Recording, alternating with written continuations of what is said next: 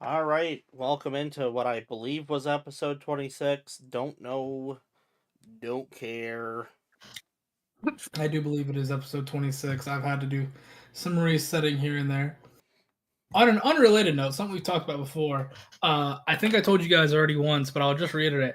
Demiplane finally got its hands on Traveler, which I'm very happy about because I love Traveler.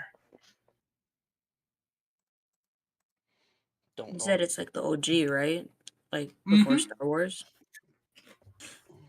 So the first couple editions came out long before Star Wars was a thing. It was kind of like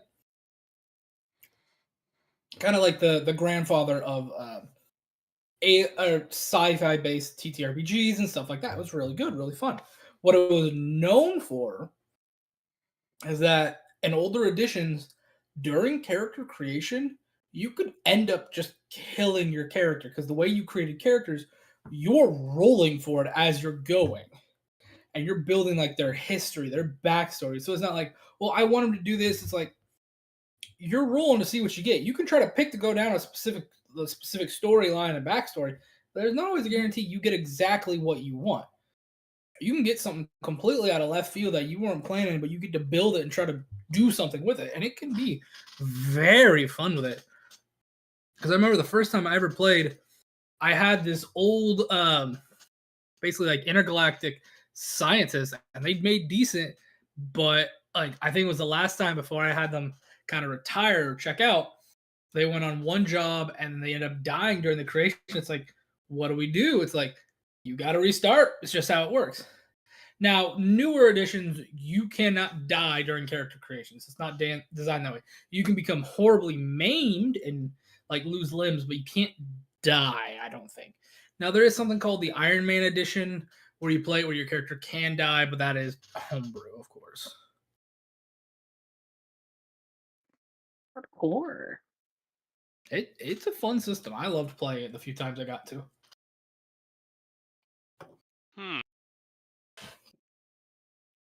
Consider you had my curiosity. Now you have my attention. Good. Flame does a good system every now and then. I also found another system. I'd have to refine the name of it because I have not played this. I was listening to it. The whole shtick of the system is you're either knights and squires during the time of King Arthur and his adventures. And like you can either be a knight or a squire. And one of the main things is, are you a Christian? Are you a pagan? Do you follow the old ways? Do you follow the new ways? And then the stories, a lot of the stories are you're either playing as knights that worked with King Arthur, or you're knights that existed at the same time as King Arthur. And I'm listening to some different gameplays and some different stories using the system. And honestly, I kind of like it.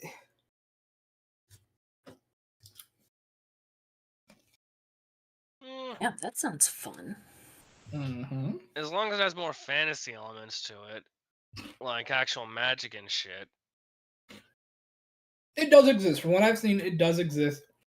But it gives that real like old King Arthur stories where it's like the knights themselves cannot just freely cast magic. But if they go meet an old wizard or a witch, they can enchant a weapon for them, stuff like that. But it's not so much, I'm a knight that can cast fireball. No, it's not that. Yeah. Yeah, it's possible to discover magic. Then yeah, that's interesting. It's kind of like I don't thinking bel- stormtroopers could only use the Force. Yeah, Like it's that. the knights themselves can never cast the magic, but they could be gifted a weapon or an item that could have some sort of benefit or boon. It's the way it was explained to me and the way I've seen it done. It's a fun system, I will say that.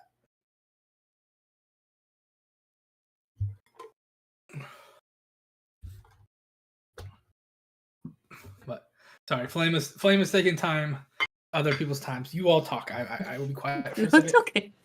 I don't got nothing to say. So I've been geeking out. Trucker got me on that new book. A couple of my favorite TTRPGers. The Glass Cannon Network, Glass Cannon podcast. Go listen to them. They end up getting being able to hire a billboard out in Madison Square because they got their Patreon up and running. They got a new Patreon up and running. They come back to it. It's pretty cool. I've been watching a lot of their stuff. They've got so many new systems playing, and I love just their stuff. A lot of the games that I play or that I talk about in the show is because I either learned from them or they introduced me to them. Like Glasskin is the reason I got back into Pathfinder.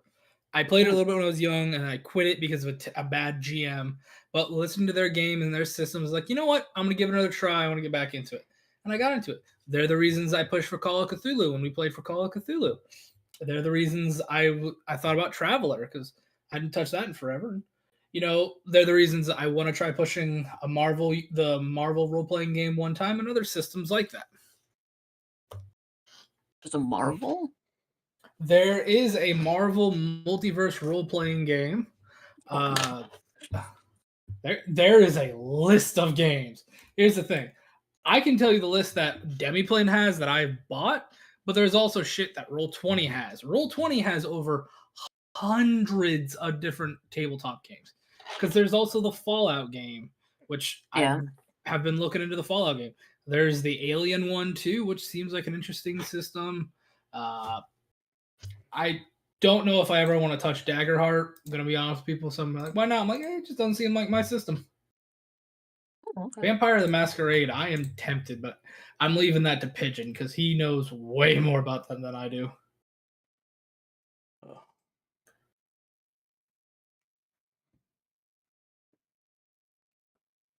Vampire Masquerade, that one caught my eye. Because I'm a simple girl. I love vampires.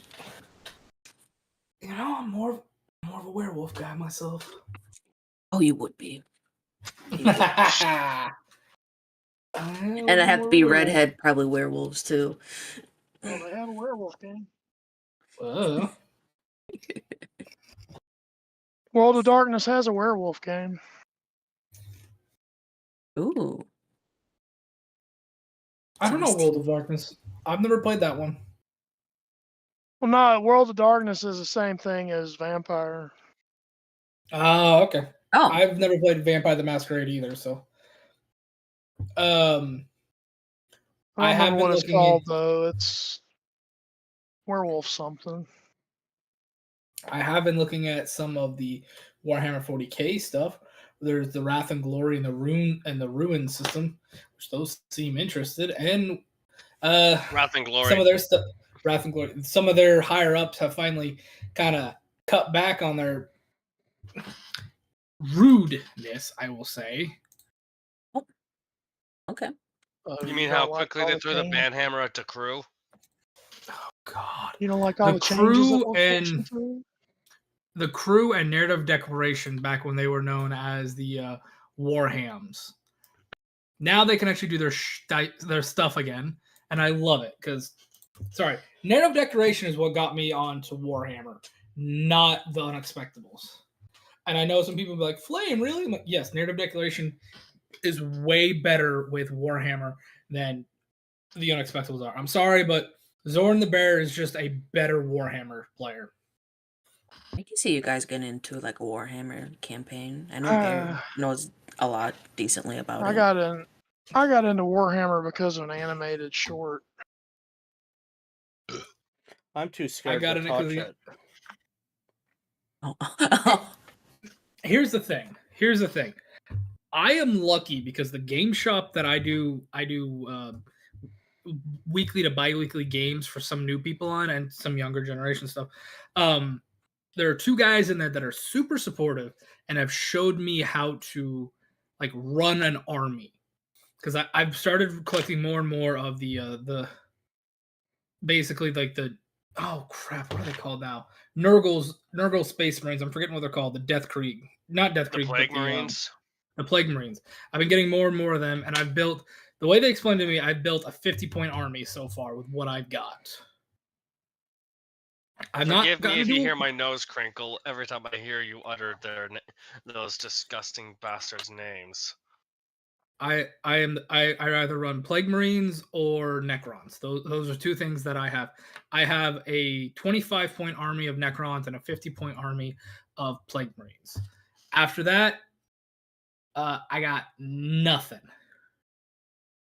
I've never actually run a game, but my two factions are Tau and Salamander. And those two factions would hate each other. That's the hilarious thing.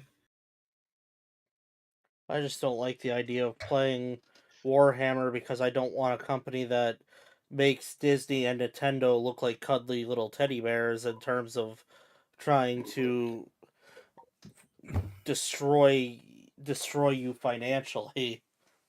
Oh, like suing? Oh, they will sue you. There's a chance that we get sued for even talking about Warhammer without even Really? touching it. Yeah, they would. There's a good chance that if they heard this right now, they'd sue us just for talking about it. Especially if you mention that they canceled their own thing without telling anybody about it, because the entire fan base said, no, we're not doing that. Yeah, they've then- been kind of bad, but they've cut back a little bit. They're not throwing just nonsense lawsuits out at everybody anymore, but They it have probably an will- itchy trigger finger. It will be a game's long time before we start playing Warhammer on recorded channels. Maybe on when private game stores stuff, had the but balls. What do you want? Stop. Get out of my face. Sorry, I'm talking to my dog. I'm about to say, I'm not in your face. No, Are we he's ready to go? trying to climb up. He's trying to climb up. Yes, sorry. I think we're kind of just chewing the fat a little bit to have fun and chew the fat. Is there some Do the fat. plan? It's too. I don't really have one recommended yet. The only one I'm gonna tell you Slow is Jam? after. No, that will be after our introduction when I have you guys going to the silver tables. I'll just do zigzag. If you want, then. I was gonna say do zigzag. That's the first one I saw.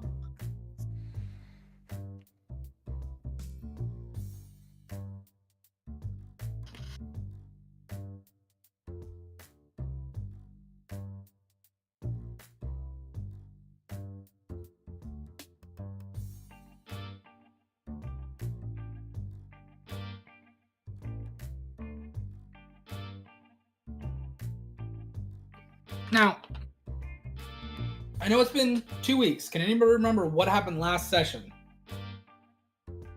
We agreed to go to the fight pit. That's all I know. And Alice. What is the name of the fight pit?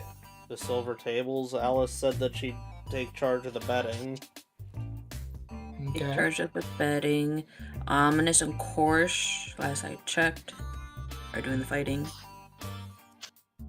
And Olsen. And Lixton was trying to scare us and say, because some of the Caesar people are going to be fighting too. That's what he was saying.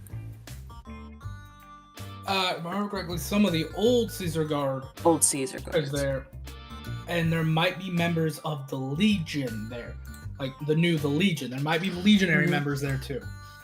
But he knows for a fact there are some old members of the Caesar's Guard there. I know I did something to Licton, but I don't remember what it was. You, sir. Oh yes, I do. I sent him a picture of the little statues and the. Yes, both you and Thunder sent me something, but we were too close to the end that I wasn't able to do anything. I'm trying to see what you guys. You did. That doesn't sound like me. I'm trying to see what you sent me because you were trying to get something right before the end. Sorry, the milk plan just called me and gave me my doc assignment. I missed a lot of what you just said. I'm sorry. Apparently, we sent him something.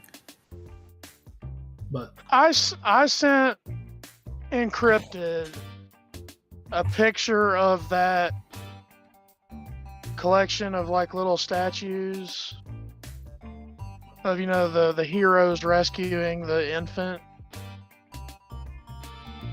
And I sent that to Licton on an encrypted thing, so he couldn't track it back to me, and I was waiting to see what his response would be. you did. Go ahead and give me a perception check.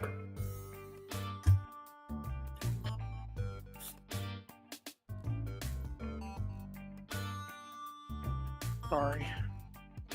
What?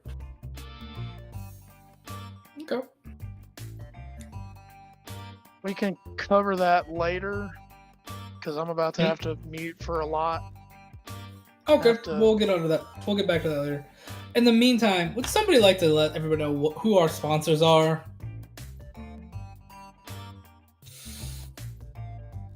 Martin Mancini. Paint Hammer 40 Colors and Brothers to Brothers ADV. Brothers. Yes. Brothers to Brothers ADV. Thank you. Now, when we last left off, as they said, the lot of you, I think it was Alice and basically all the side NPCs, except for one of your fighters anyways, because Osen was there. I forget the name of the damn chick you hired that's brains and bronze, and she's another fighter, but she's also working out. If I remember correctly, she's of a Hunger Seed blood. No, she's of Dragon blood. What are my notes? I'm forgetting her name. Something complicated because I used the fantasy name generator and I don't remember it. But you had all your NPCs but her and your social media Alice, or not Alice, your social media advisor Abel. You had everybody but her and Abel there. You also had your newest employee, your new friend, Hunter. What was your character's name again? Gustafson, but you can call him Gus. That you had Gus there. You guys were playing cards, poker, but you weren't really betting credits. More, you were just kind of doing the gentleman's bet of, hey, I got something shiny, here you go. I got something weird, here you go. And if I remember correctly, I believe it was Blue. Was it Blue or Red who had It was Blue. Hold on, let me pull it. It was Blue who held up, like, I think a tooth with a mushroom growing out of it. Is that what we said? Something like that. Yeah, Blue had the mushroom tooth. You talked about how to make money, how to make things, and Ominous came sneaking in and talked about it. And Doug was the one to talk about the silver tables. As soon as you started talking about it, you could instantly tell that Licton was not a fan of this. Basically saying, it's dangerous, it's to the death. I've seen one person survive, and that was for very specific reasons. He's not the biggest fan. You all decide to go to it, and while you're making it there, as Doug is the one leading you, Licton explains what he knows. So, there's two big things that I know about this. One, Ghost has right to the souls of everybody that dies. If you die here, his guys will take it. His boogeymen will take the souls. After that, there's two necromancers that are fighting for the right of the bodies. It's like, I think one's name's Aristotle and the other one's name's I don't remember what the other one is. I don't really care. Here's the thing. Not everybody really cares. A lot of people really don't care about the two necromancers, Aristotle and what's his name? Leonardo or something stupid like that. I don't know. You could honestly keep the bodies from them if you can scare them strong enough. They're kind of piss ants. The souls? Yeah, good luck. That's going against Ghost, and nobody wants to fight Ghost. But I mean, if you're also kind of, you're all there, yes. You're all walking a group. You also kind of have to know a way to keep a soul, Though I don't know if any of you know how to do that. But. Don't want it, don't care about it. That does give Ominous pause. Because he doesn't want to mess with his soul. You're right, Ominous. You look like you've seen a ghost. Again. Hey. I'm wondering if I would be better out of the ring now if there's souls actually involved being stolen. Well, it's if you die, They take the souls of whoever died. Ghost likes to take the souls. It's kind of a shtick. He don't really care about the bodies. He just wants the souls.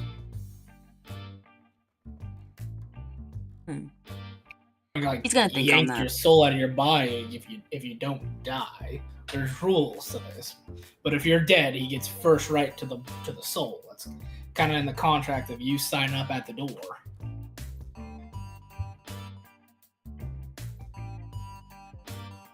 He gets quiet and he's thinking about it now. Yeah, he can keep talking. You kind of hear Abel. You'll hear Doug kind of pipe up. You say, I had a buddy of mine that used to do this.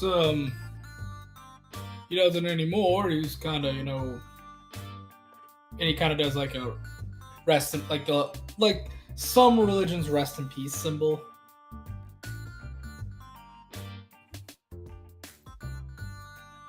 But you can win a lot of money. I mean, he was living good. He was raking in 8,000 gold a fight,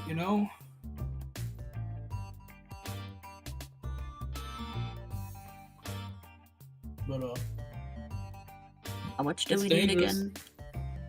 A lot. no.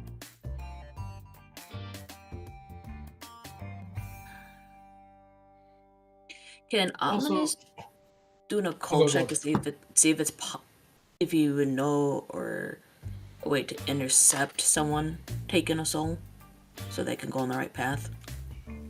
I mean, yeah, go ahead. Mhm. Occultism. I think that's gonna be decent, actually.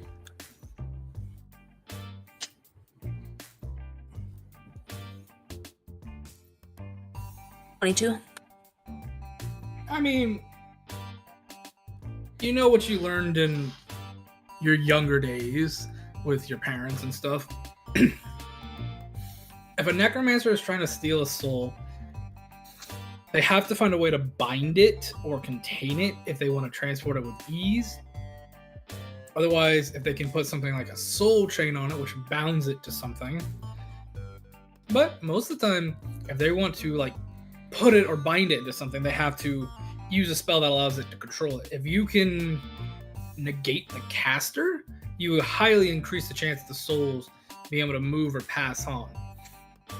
Now, if they cast something to keep it from moving or passing on naturally, that's a whole nother problem. Because just because if you take out the caster doesn't mean the spell's immediately going to end. That's about all you really know.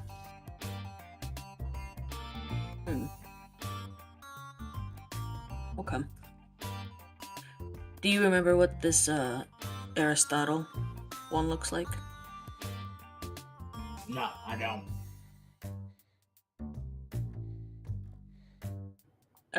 Okay. Are the necromancers known to wear certain robes, at least? I think the Aristotle guy wears a white robe. White robe. The other bloke wears something purple, I think. I don't.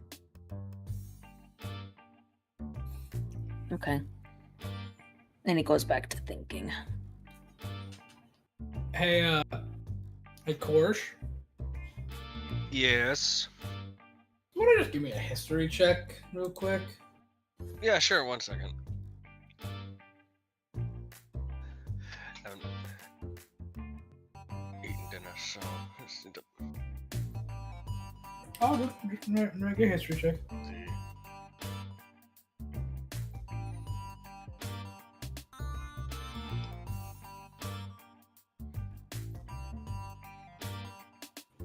You mean society? Yeah, society. God dang it. Decide. Sorry, the D&D in me is still coming out. It's alright. Played some on Wednesday, so. Excuse me, sorry. Dirty 20. You remember that name? Margaret told you about somebody that picked a fight with Ghost under that name. Oh. Huh. So that's who Margaret was talking about. Someone tried to pick a fight with Ghost under that same name, and he wound up learning the hard way.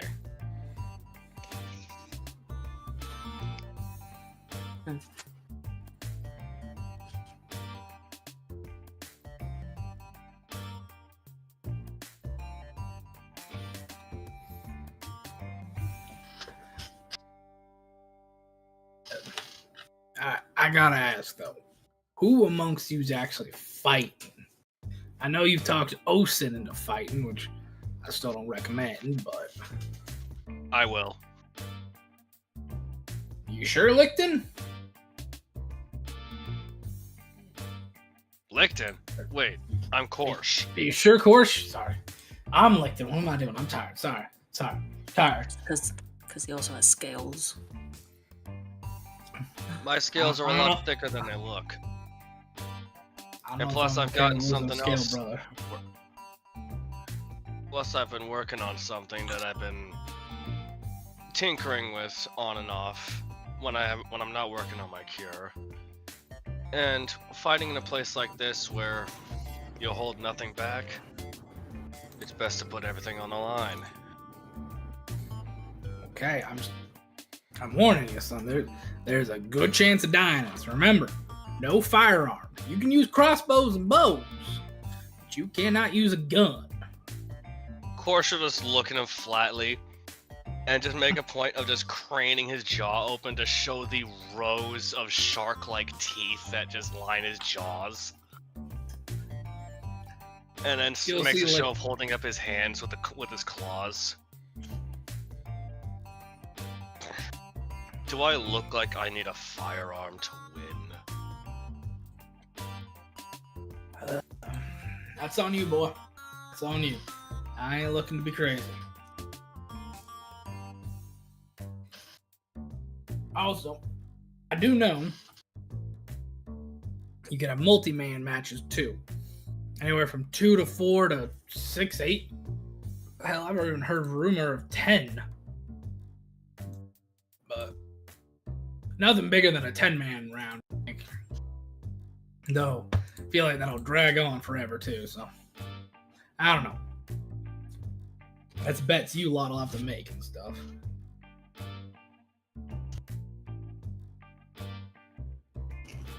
I mean, I wouldn't be afraid to fight in a group. Can you even fight, little man? Oh, I can fight. Don't you even worry about that. Okay. Like I said, I'm just reiterating the point. This is to the death. If you go down, they're gonna hit your unconscious body till it's nothing but a corpse. Hell, some of them will walk up and rip limbs off you just to play with you. Okay? Maybe, I don't know. We'll see later on. Okay, I just want to let you know that.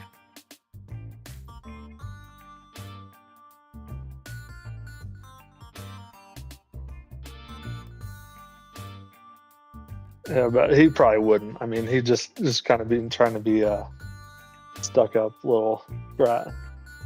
I guess you know. Korsh is just gonna make a show of cracking his neck, causing his plates to pop.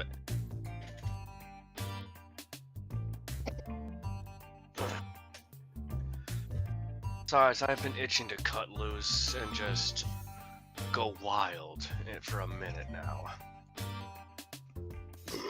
All right. Oh, excuse Just me. don't I'm just say I saying, didn't- sorry. That's good. I know you had a couple slices of that stuff. Just don't say I didn't warn you. Now, those of you that aren't going to fight and just doing the betting, you're going to stay up with the Richie and fancy types. Those of you that are even thinking about fighting, you're going to have to go downstairs in the pit. All right? Down there, it's a whole nother breed. And there's no safety rules down there. So if you piss somebody off down there, they got every right to just shank you in the back and call it a day. There are no rules in this except for you can't throw a fight. You can fuck over another fighter. You can poison them. You can stab them before they go in. Hell, you can put an explosive in their drink for all they care.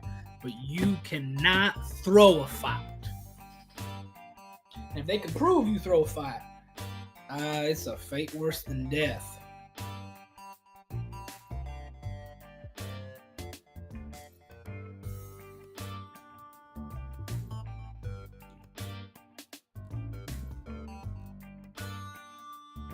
And when you say by the rich, by going up, is there any usually, say, celebrity types, anyone actually influential up there? particular repeat customers? Mm-hmm.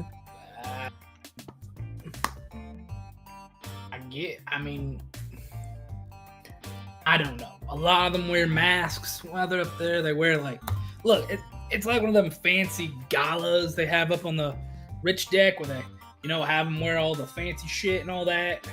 It's like one of those. Mm-mm. So we have to get masks if we want to. I would recommend it.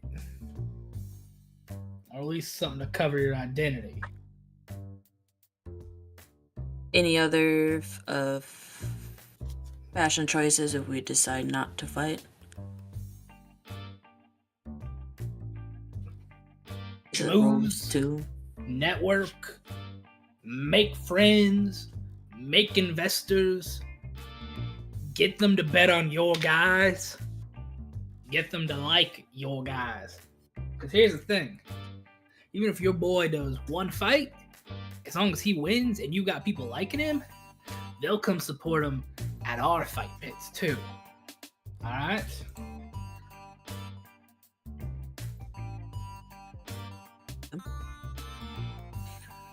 Then Alice, you really gotta talk everyone up.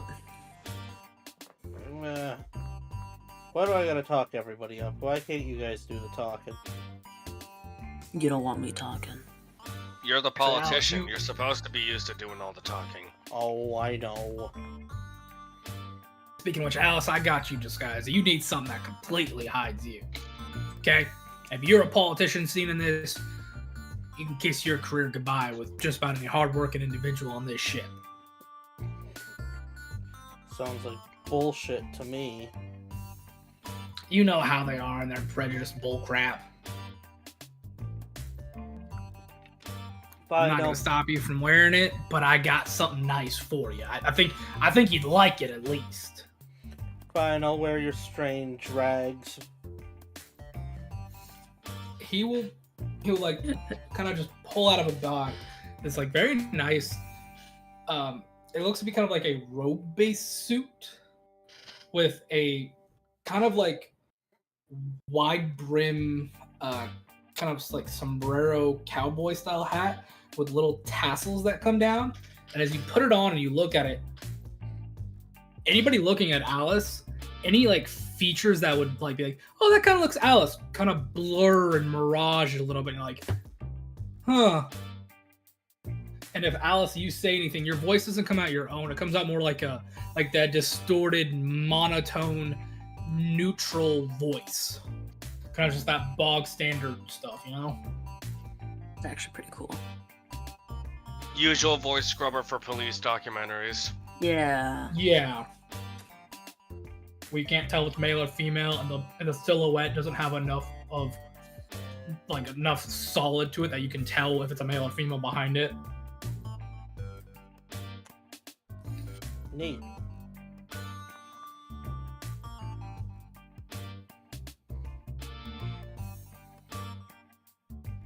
Let you pick the color. That's the one nice thing about this. But besides that, it's kind of the rest of that for you.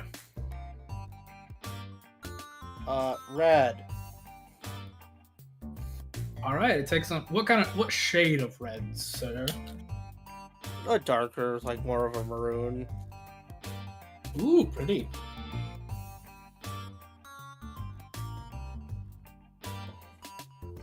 I like that. I very much do. I will say, for the sake of brevity, if anybody else wanted to, they could have at least went and grabbed a mask, okay? Yeah, Ominous would do that. I think officially, I don't think... You said the keywords. I don't think he's not going to fight. I just want to warn you guys. If your character goes down, and they're not in a multi-fight, they're as good as dead. I'm not going to stop and let your character live. I've told you several times, both in and out of game, this is to the death. That's even why I recommended making some temp characters. But you don't have to. You can throw your guy in if you feel like it. I'm the DM. Just letting you know and letting the audience know, if you die, you're dead. I'm not pulling punches. I'm not going to be, oh no, it's okay. No. If I kill you, you're dead. End of discussion. This is Flame's way of being like, look, you can get pissy at me, but I told you several times.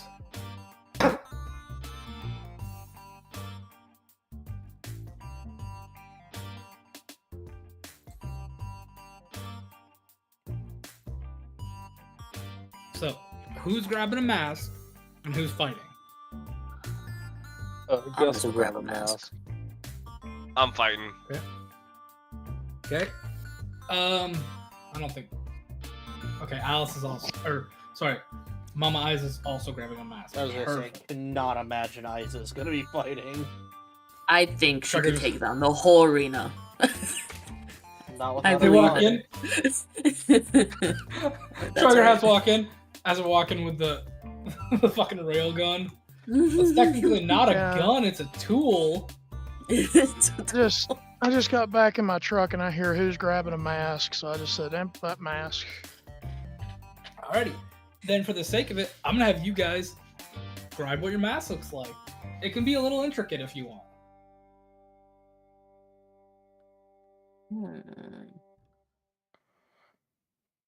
If you need a minute to think, that's fine. I can push us along until you guys have decided what you want your mask to look like. I think Ominous would choose a design that's more generic so he doesn't stand out too much in the crowd. So, if more of the masks are usually plain, he would go plain. Okay, just a plain kind of like white. Are you gonna go black, or what are you thinking? If it's more of the normal color than black, yeah. Black. Alrighty, just a plain black featureless mask.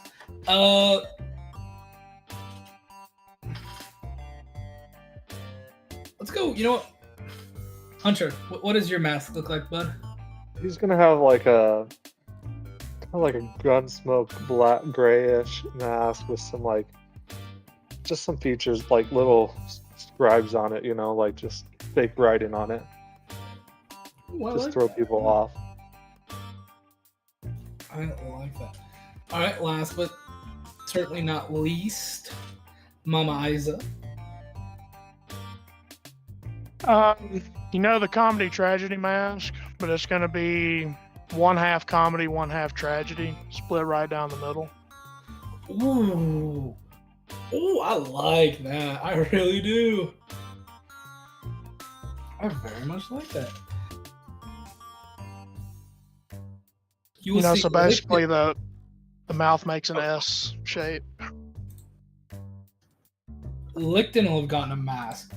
The mask looks kind of like a Roman gladiator kind of helmet that covers his eyes and comes just about halfway down his snout and then comes back around to his face, but does leave his snout exposed.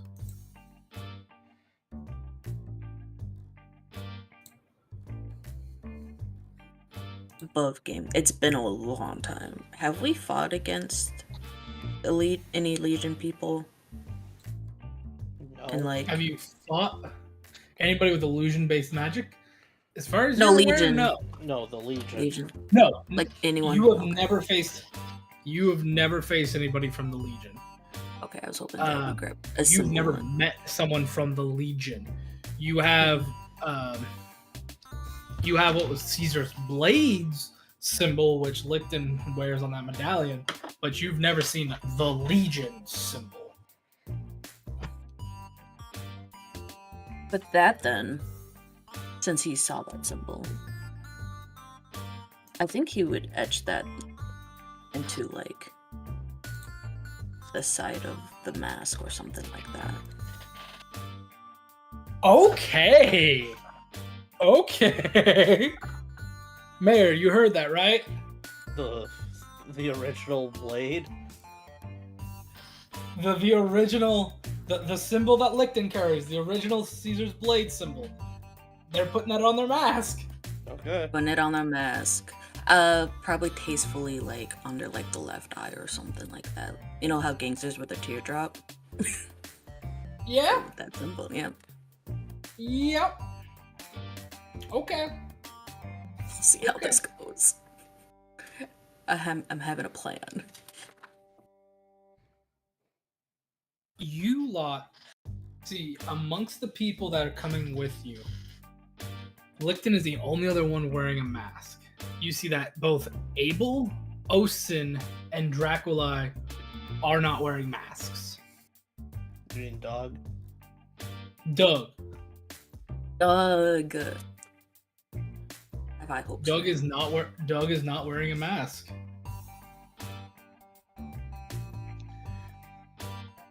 If Doug wants to, we can double team. There's no We rule can against two-mans. that. Like I said, you can do 2, 1, 3, 4, 5, 6. Remember, because the thing is 2 on 2, have up to a 6, 8, 10-man crew, and you have those people that can set up traps and stuff as you go, too. But Doug will lead you to a door. He has led you into the Neo Necropolis, but going in that bar, you don't go through that back door. He goes to the bartender, kind of looks down and says, "We want the silver special." You see him kind of cock an eye before they just slide a little card to him and say, "Down to the left, sweetie." And Doug will lead you to a side door, kind of like right next to these kegs. You see him just kind of push, and both the kegs and the wall itself will move. It's like, come on, follow me. We're going to get there. And Mayor, could you go ahead and switch us from zigzag to slow jam now, please?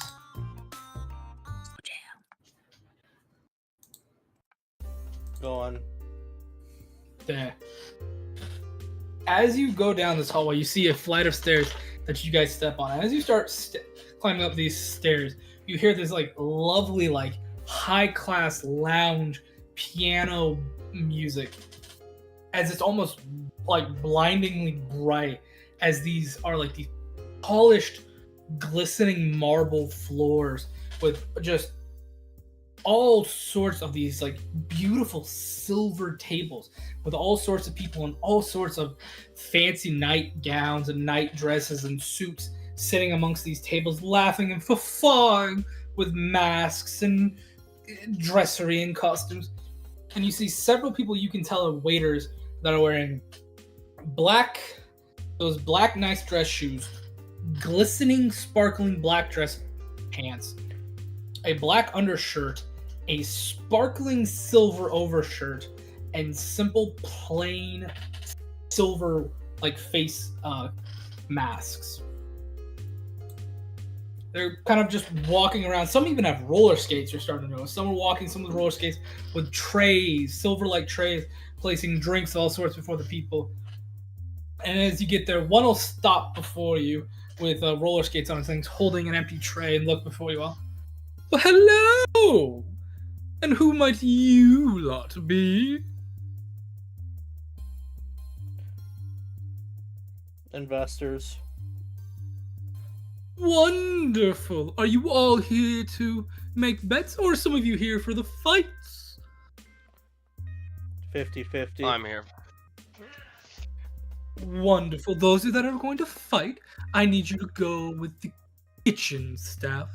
You will follow this gentleman here, and he'll take you to the kitchen. And you'll kind of like see him kind of snap a finger, and another gentleman will come walking up, say, "Yes.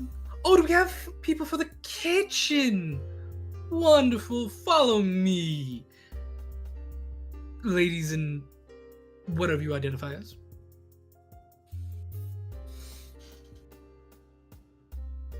Of course, I'll follow him. Osin, Dracula, and Doug will follow.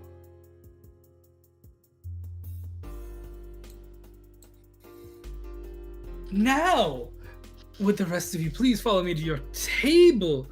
We will get the benefactor to come and place the tablet before your table and allow you to make your bets and wagers. And you are led to a lovely table. It has a seat with all you can see. In front of each one of your seats is a little tablet and a small rectangular-like screen on the floor that you see is projecting upwards almost like holographically. And you see currently in it, there seems to be little holographic people fighting in it. And as you look at it, you realize this is probably whatever the fight pit they were talking about is. You get to watch it from the table. And as you look at the tablet, you see bidding closed for round or fight number 136. And it shows that it seems to be some sort of lizard person versus a human. You see percentiles, odds, and then stipulations and rules. You see they are fighting on a basically flat ring, no modifications, no spell bonuses or minuses, no potion bonuses or minuses, no fancy flair, but just a basic fight. You see then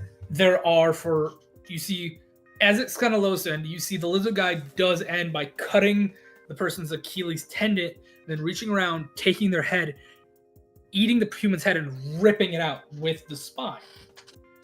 And it does, as he kills them, the fight will end. You'll see the table in the middle kind of go dark for a second as your screens will light back up and says, next bout will begin in 10 minutes. Place your bets and see if there are any stipulations. And there are stipulations that looks like people can vote on. And if enough people vote yes or no for it, it either will or will not happen, adding more profit for the fighters. This is so Hunger Games. I love it. Okay. Yeah, I've been. This thing has been a work in progress, and I love doing this kind of stuff right here. This is my favorite thing. What's the current stipulation? So, as of right now, you can vote for either a bear ring, a fall ring, or a virtual reality ring. Depending on which one of those rings gets voted for, more stipulations will pop up. But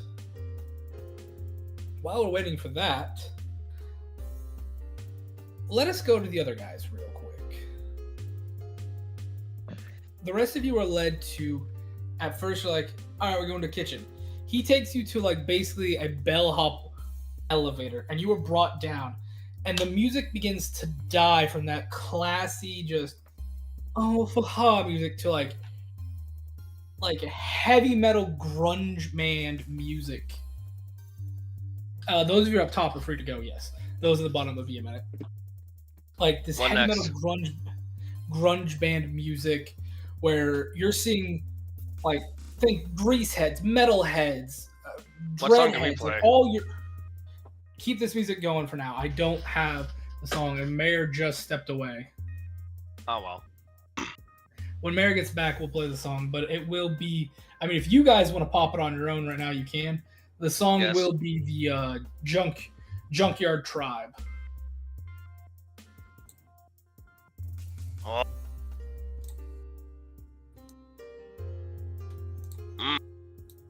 As soon as Mayor gets back, Oh, yeah. we'll be able to play that for the people. But like I said, think you're at a mosh pit with all sorts of different metal, heavy metal, all forms of metal fans. People just there rocking and rolling. But you see people carrying all sorts of weapons down there, just yelling and shouting. You're like, "Oi, I'm fighting that fucker next. Now, fuck you, I'm fighting it. I got 100 girls says that bitch can't last around. Fuck that wanker." Just everybody screaming, yelling, cussing, swearing, blades being sharpened. At one point, you swear you see a gnome get thrown. At another point, you see a goblin get thrown right past your face. And the gentleman staying on the elevator just looks and says, "But I do hope you enjoy and do frolic enjoy, gentlemen." And as you step off, you hear the elevator doors close and they'll go back up.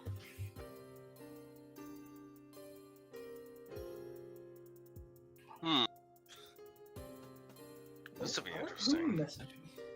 You see rooms, and I mean just rooms of people. And this will be the time. If you made a character, I'm going to let you introduce it. We'll go down the list. Basically, this is your way of introducing a character if you made it and you want to introduce it. Chaos, did you make anybody that you want to introduce to the party? Yes. And I've got the perfect way to introduce it. You see one Go particular ahead. crowd of people that seem to be arguing around someone in particular. Then you just hear this probably half-drunk voice just bellow back out. Piss off, you fuckers!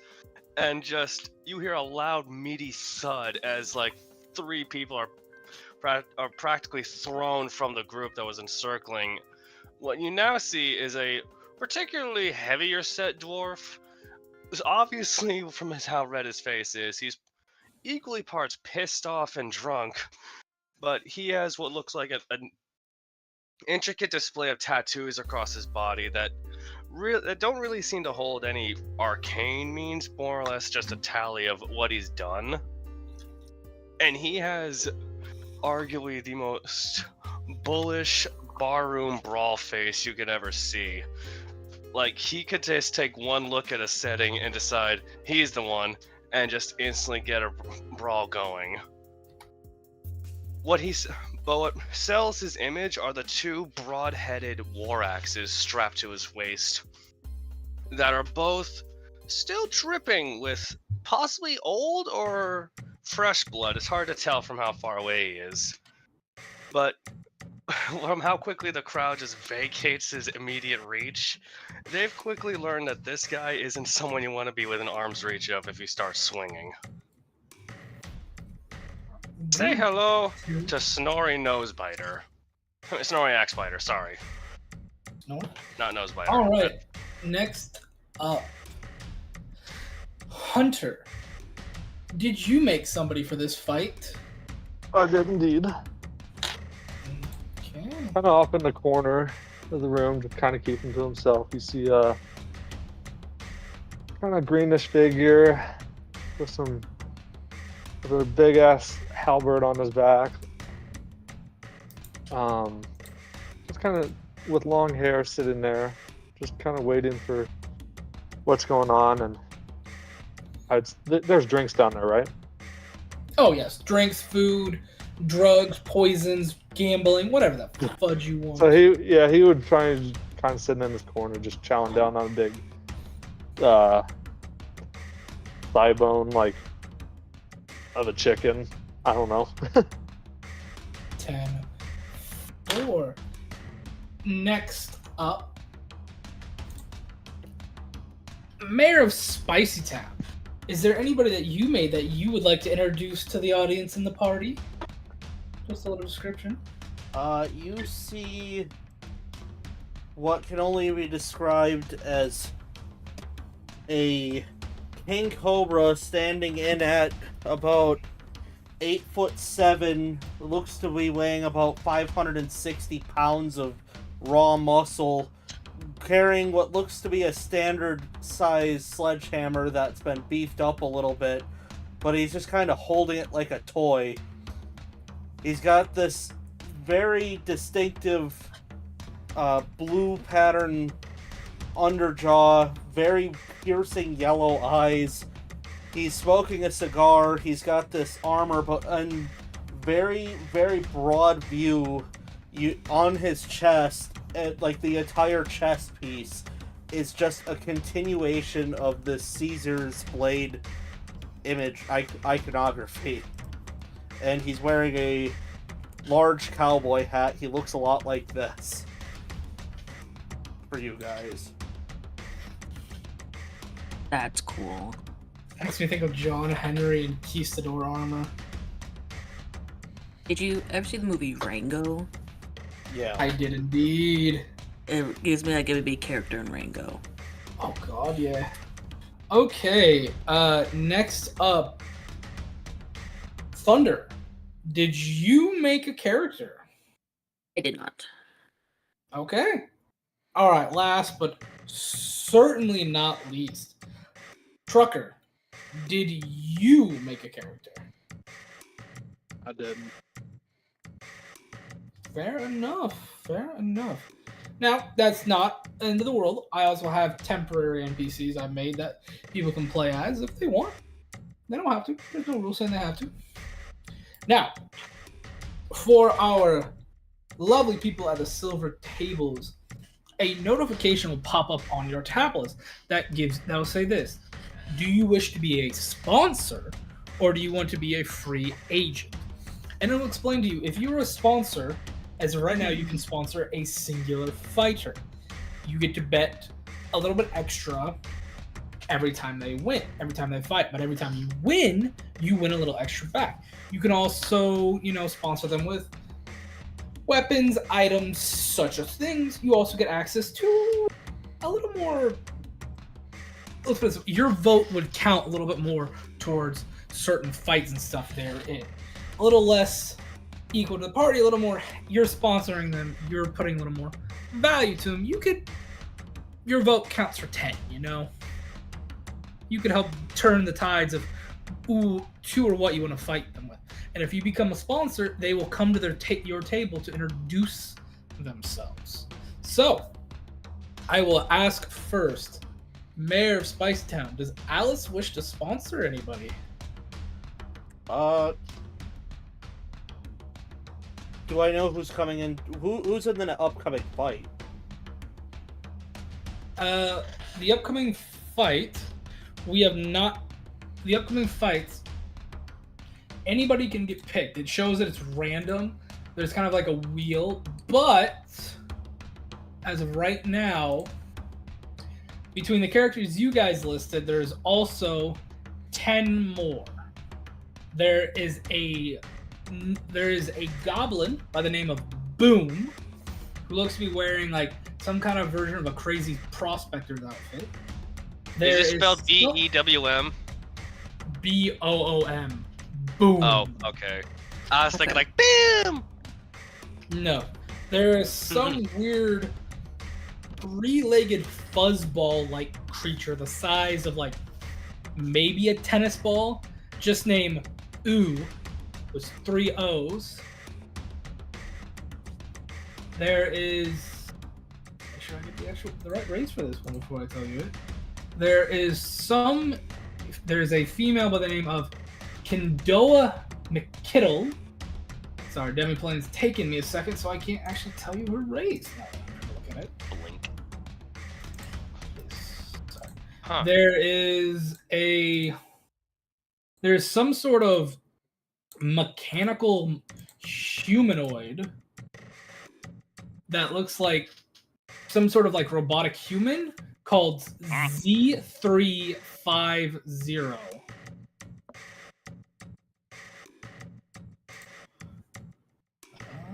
It's going to actually load so I can give you the names of these other people. Sorry, guys. Demiplanes want to take its hot minute, so I can't tell you what the race is. There's another one. I'm not going to tell you the races. I'm just going to tell you the names because I have it. There's another one known as Udaline. There's another one known as Glysa Lindoel. There's one known as Yensoko. There's Dalton Whiskers, Elizabeth Cottonsteel, Elijah Cottonsteel, and that is it.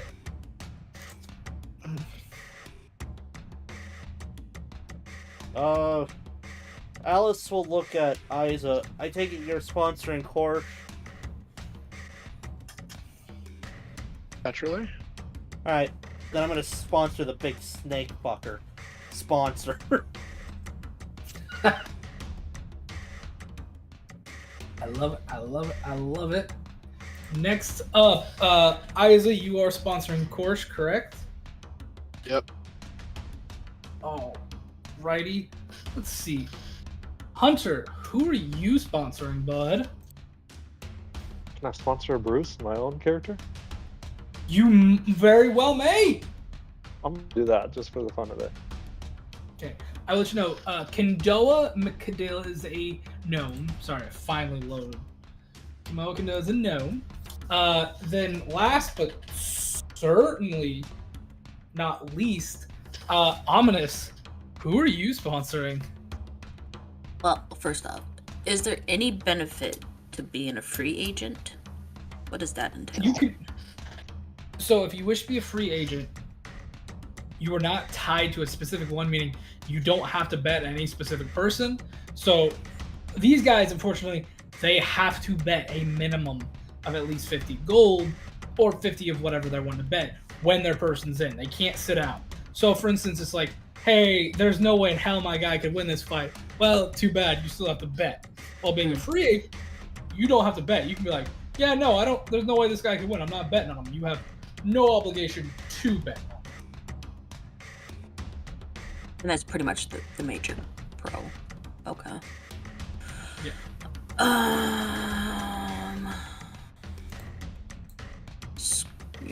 Screw it. Do you have to have money to actually bet, or can you bluff and say you have the money? You can try to bluff. Because he doesn't have 50 gold on him. Oh, for God's sake! You can also Alice bet. would give you 50 You can also- gold. You can also bet with other things than money. You can bet with credit. If you have something of value, you can put stuff up as collateral. I will let you know. Udolina is a Tanuki. Finally let it go. Tanuki. The Glysa Lindoel is a fetchling. Kinda hasty. Yensoko is a Kitsune. Dalton Whiskers is a rat folk. Isabel Cottonsteel is a dwarf. She also has the symbol of the Caesar's blade, but it doesn't look like the exact same symbol that both Licton and the person that Mayor described. It looks more like a one-headed bird with holding some kind of like blade in its mouth and nothing wrapping around it. He's got the There's Elijah.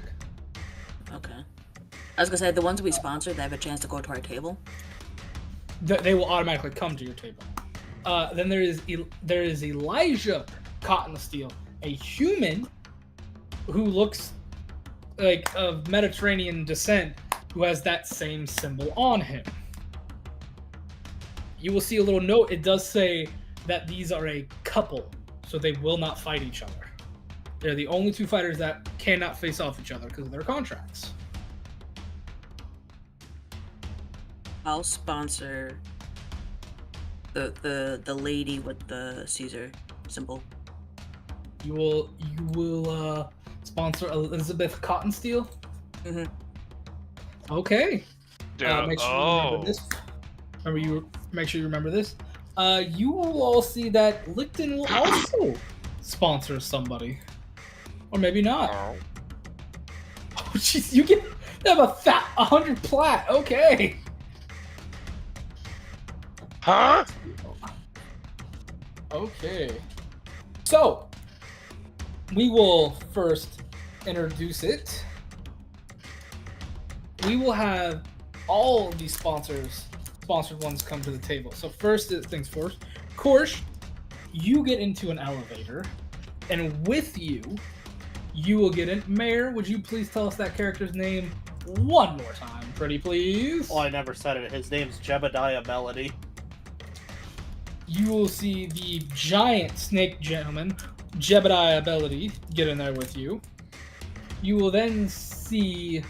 Is he big as me? He's... How big is Jebediah Ability again? I He's almost want to say yes. I think he is. 8'7", 560 pounds. Because I'm For the pretty sure first he's a time in large Course's creature. life, he has to actually look up at him. He actually has to look up at someone. And he doesn't know how to feel about it. Next up, Hunter, your sponsor will step on in. Would you please tell us their name? Boost. Bruce will then step on in. Then you will see Elizabeth Cottonsteel, and you all have, for lack of a better term, like these name tags almost on you. Like, you're handed to them because you're The a hello, friend. my Your name tag- is sticker. It's more like a digital thing with like this little green bar under your name. You will see the dwarven Elizabeth Cottonsteel step on in. She seems to be having a light hammer, and she seems to be kind of like has some kind of flask in her hand. Then you'll see stepping in next to her is the Elijah Cottonsteel male. Come stepping in. He has his helmet off. He is completely shaved and waxed on the head. Several scars over the face. But he does seem to be trying to grow like one of those Pedro Pascal mustaches, and it's coming in pretty nice, in my opinion. You can see him kind of standing there trying to be steel-faced, but you can clearly see Miss Cottonsteel is playing with him. Somehow that's starting to make him break just a little bit.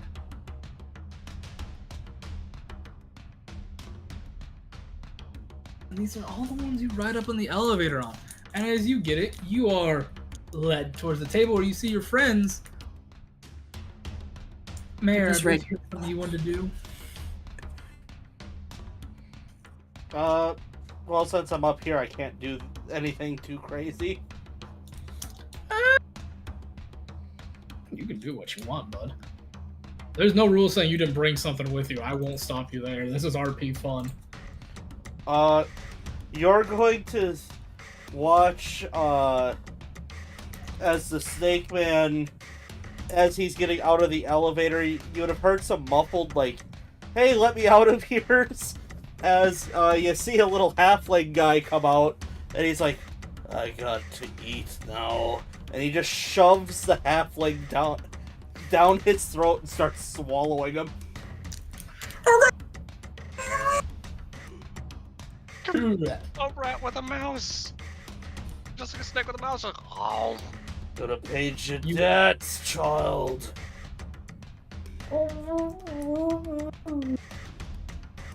You all see this. Do I then see Ominous's mask? Yes. I will also let you know, you do know the cotton steals, by the way. Okay. Oh, my character would know the Cotton Steel. He's just waiting to be able to kill them in the ring. He's pretending they don't exist right now. That's right. But you do indeed see Ominous's mask. Whose child is that? You're too young to have that symbol. According to who? According to the guy who was there when it was started.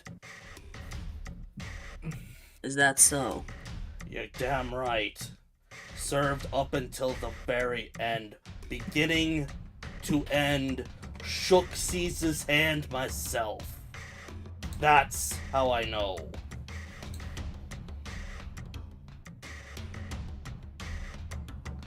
Jebediah Melody, former sheriff of the guard, watched my wife and daughter get eaten by foreign savages, joined the blade, and quelled the ship of their filth. Cultists, evil fishmen, all of them.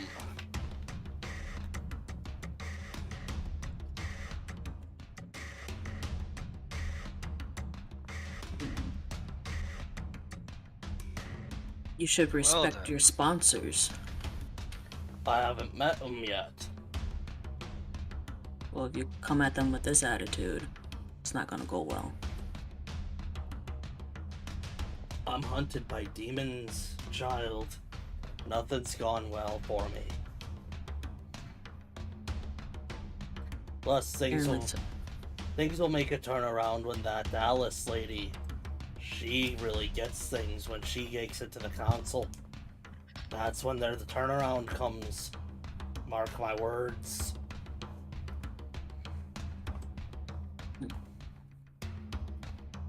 Well, alright, I'll leave you to it. In Caesar's name. You're damn right. And you avoid that legion. They're the ones that ruined his name. Cowards. Oh, you couldn't say that again. Fuck them Legion boys. You see Miss Cottonsteel pipe up? Fucking hot-headed little shits they be. Worthless garbage cowards. He's dead. Let him rest. He went crazy to begin with. Let it be. Rumors, propaganda.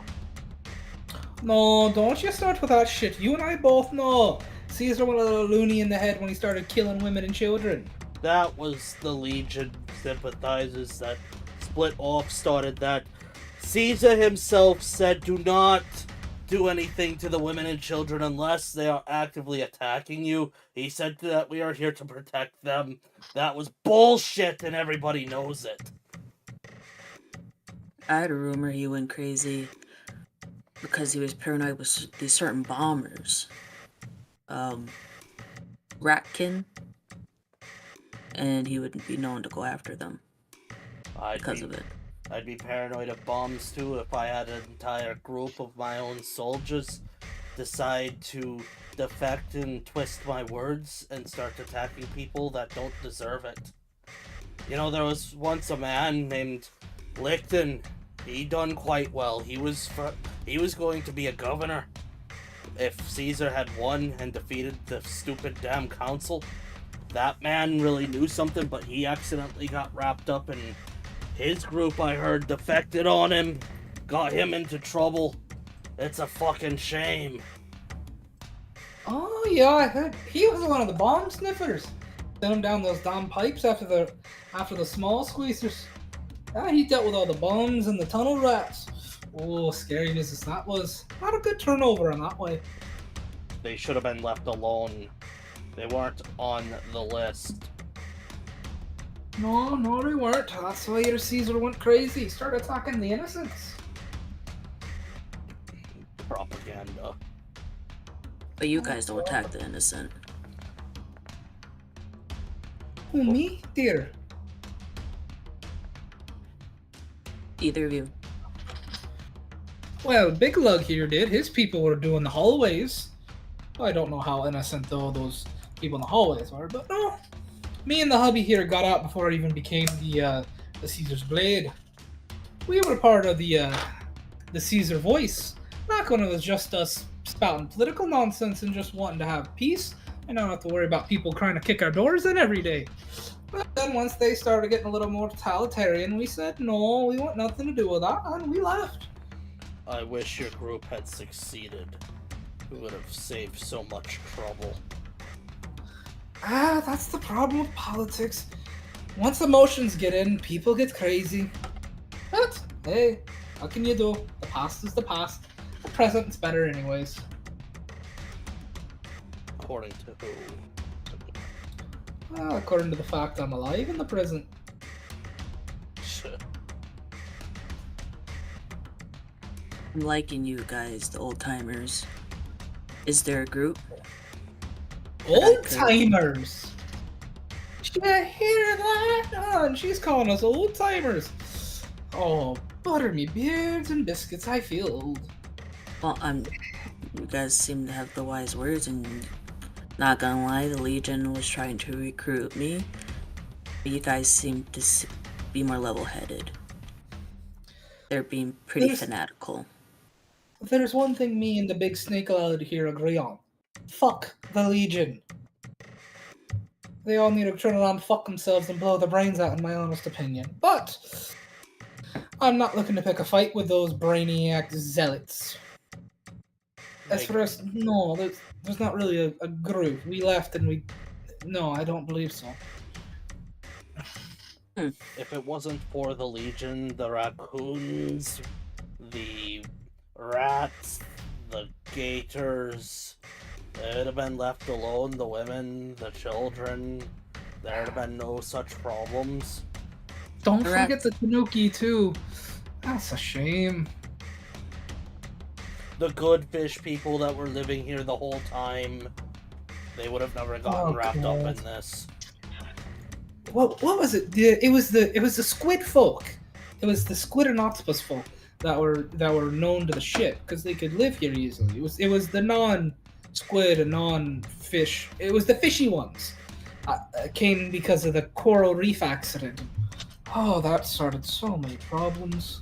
They ate my wife and my child, so then I started eating all of them. Hey, that's why you're such a big bastard. Excuse me for not knowing. What did the rats and gators do? Not a fucking thing. Well, if I remember correctly, them crazy fuckers said they were harboring and helping their enemies. So they cut them down. You're either the enemy or you're helping my enemy, which makes you my enemy, was their philosophy. I'm alright, crazy for it. That's just pathetic. I'm still hunting them. I'm not going to stop hunting and killing until I'm dead. Because I haven't anything left. Well, rumor has it there's a Legion boy here tonight. Oh, he's hiding this. They're like hiding their colors. Couldn't tell you who. But they always drop somebody here off every now and then for terrain and tell them if you can live here, you can live anywhere. Don't want them relying too much on their guns, as they put it. So they let them. That way, when you take it from them, they're a bunch of sniveling little shits. But to be fair, they couldn't wipe their own asses with that Caesar fella, and he's long gone. Now they got that weird fucker. Oh, what's his name? With all the tubes and shit. I can't think of it. Hun, do you know it? Nah, I don't know it. He was never a part of any of my battalions. I wonder if the Licton fella knows. Ah, shame we don't know him though. Apparently Licton was close with the Caesar gentleman. That course just pipes up. I wouldn't count on it. The man has done so much alcohol and narcotics that his brain, and it's a miracle his brain isn't reduced to slush. Oh, yeah. He does good though, that Licton fella. From what I heard, he's helping a lot with the PTSD people. On both sides, good on him. I'm honestly surprised he hasn't blown his own brains out after what he's been through though. To be fair, I wonder if he remembers. I can vouch for the PTSD part. My mother has actually gone there and gone to those meetings as well. It's a damn shame what they've done to some of them. I would love to see whatever happened.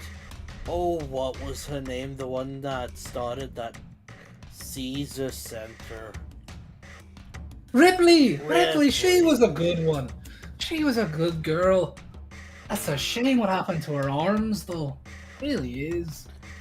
Strange that she's able to get away with starting an orphanage that doesn't doesn't give orphan children to families who want orphan children.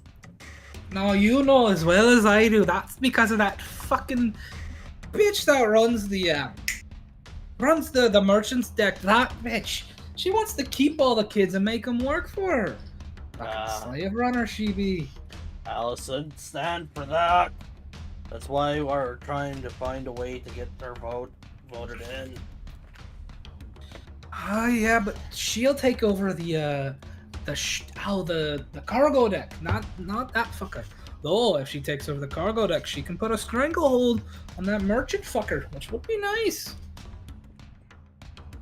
What about the rest of you, Table?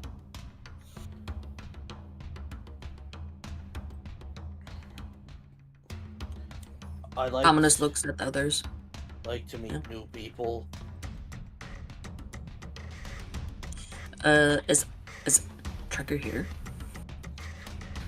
Oh, Trucker's muted. Okay.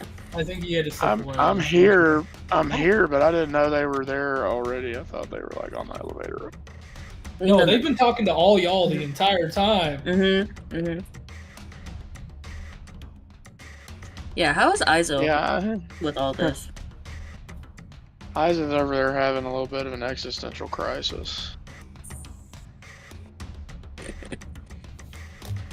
What's the matter with you, mask? Half and half mask thing.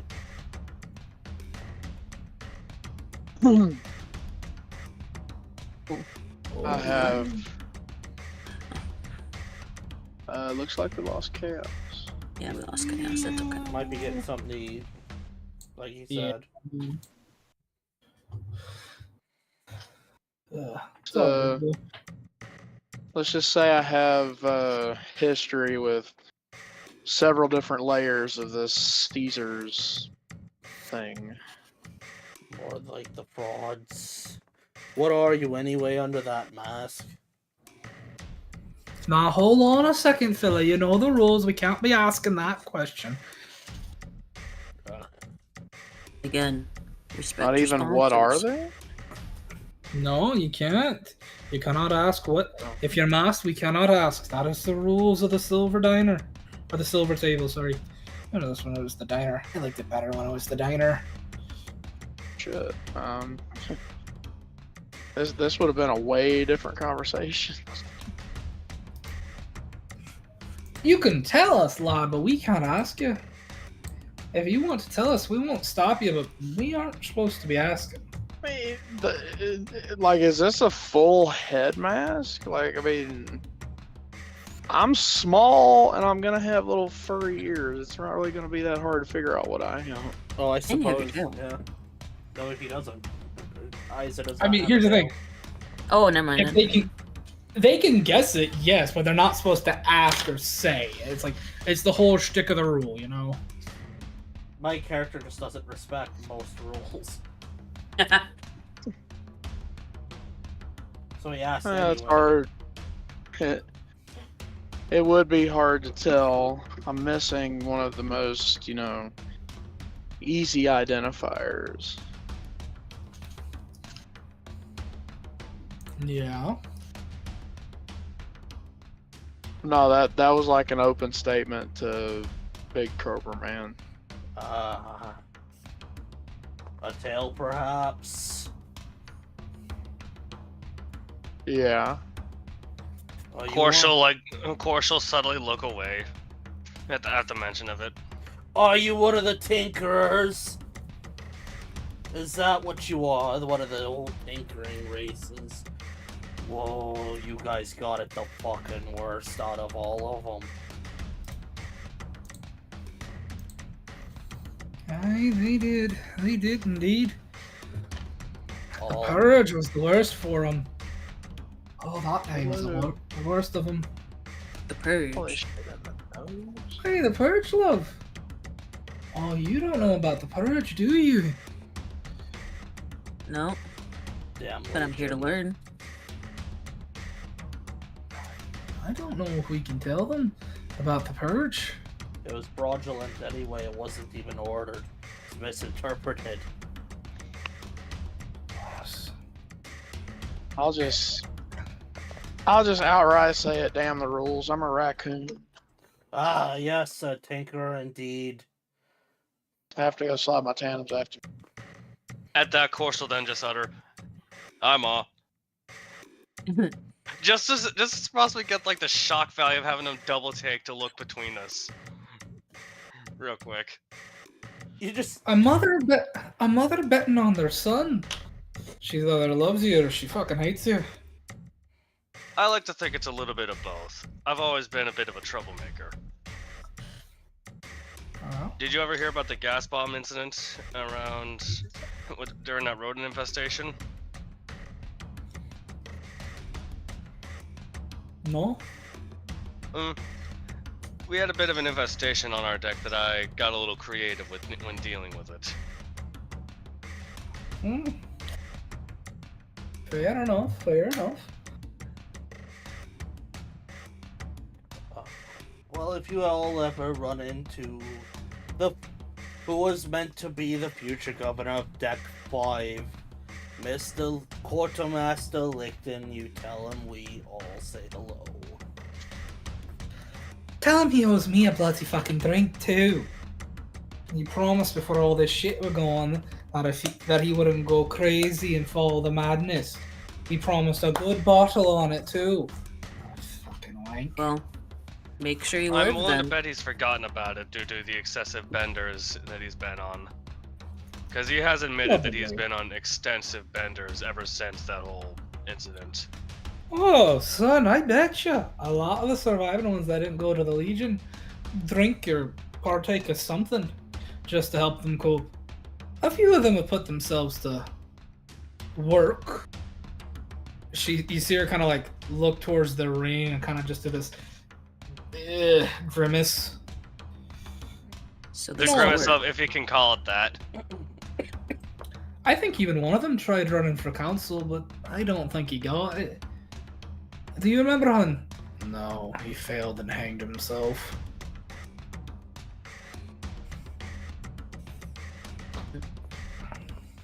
That's unfortunate. Many such cases. When you do something that awful, and you come to realize just how fucked up what you did, if you don't take your life, you end up turning to something to cope. A lot of them couldn't take it though, and they did just end up finger across the throat.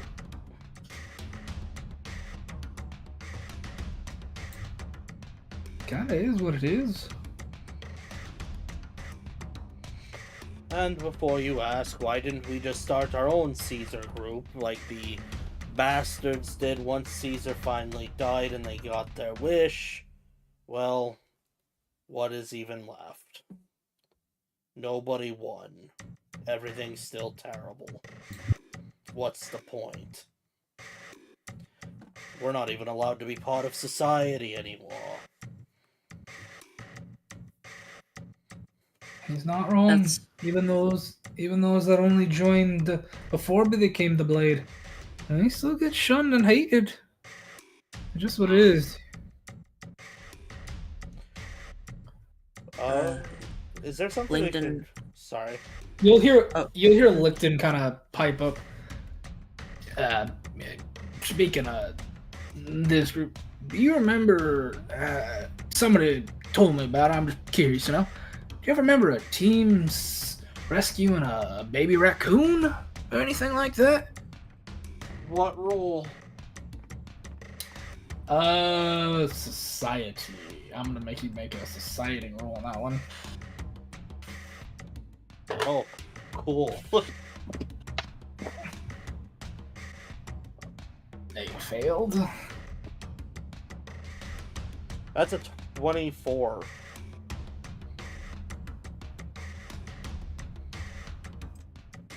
You don't know about anything about what was saved, but you do know the day was considered the collapse of of Caesar's blade, and there were a lot of people that like dropped their weapons, put them down, and just stopped fighting. A lot of people got saved on that day, which started towards the like infighting and collapse of the Caesar's blade. That was also the day that Caesar died. Caesar died. The group was firmly and entirely split in half at this point. Communication had gone to hell. Everything went to hell. They had their last hurrah, slaughtering whoever was left to slaughter. Few people who realized that they had accidentally gotten wrapped up with the Legion started saving children like they should have been the whole fucking time. I wasn't even into the fighting anymore. I was long since fleeing after Caesar had died, as was the other 4 or 5 of us that were in close proximity to him. And then that's when things just kind of went from terrible all the time because of war to terrible all the time because of stagnation.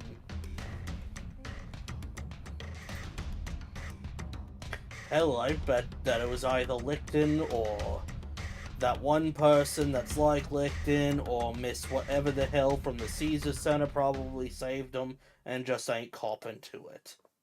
Because they'd be the only... Ripley and Licton would have been the only ones with a brain in their fucking head that would have been close enough to do it. I don't know. There was that... Oh, what was that gentleman's name?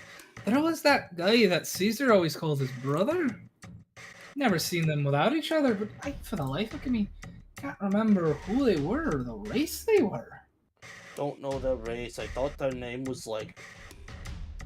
Oh, what was it? Started with a J, didn't it? Jasper? No, that don't sound right to me. Is that his uncle Jasper? I think he had an uncle Jasper. Yeah, but yes, but I don't think that's what we're talking about. It was his uncle's kid. They weren't like actual brothers, but his parents died. His uncle raised him. Who the fuck was his kid's name then? If it wasn't Jasper Jr., it must have been. Well, I remember Jasper was Jasper an orc? No, he adopted orcs. He liked adopting orcs, didn't he? Yeah, but that was before. That was before everything. Oh. Because then he Oh, met yeah. an orcish woman and had a half-orc child. Right. Yes, he did. Gerard! It must have been Gerard. A proud Gerard. orcish name. It's a good name. Maybe Gerard. I don't know. And I'm slipping to a male version. I don't know why. I don't know, lad. I don't know. That doesn't sound right to me, but maybe it is. I didn't stick around long enough to know. We had to get the fuck out of there. You should ask Ripley if you could ever find her. I bet she's a right bitch now. Ask her about Oh, Gerard and Jasper. I have Keep asked her. talking She about won't answer. Ask her about Gerard and Jasper.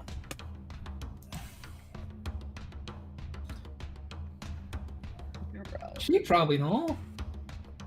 I doubt she'll say anything. She might. Probably not. Probably not. She was a right tight-lipped girl. Pretty shy, honestly. Didn't really say much of anything. Really, just keep to herself and not do anything.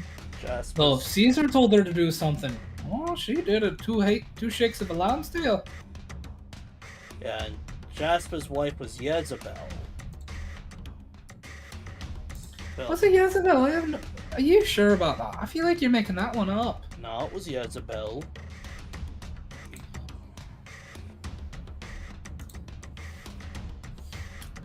I guess, if you say so. I don't remember. I didn't dig too deep into the personal life of it. You weren't there long enough, but I mean, he would talk about it from time to time at the dinners.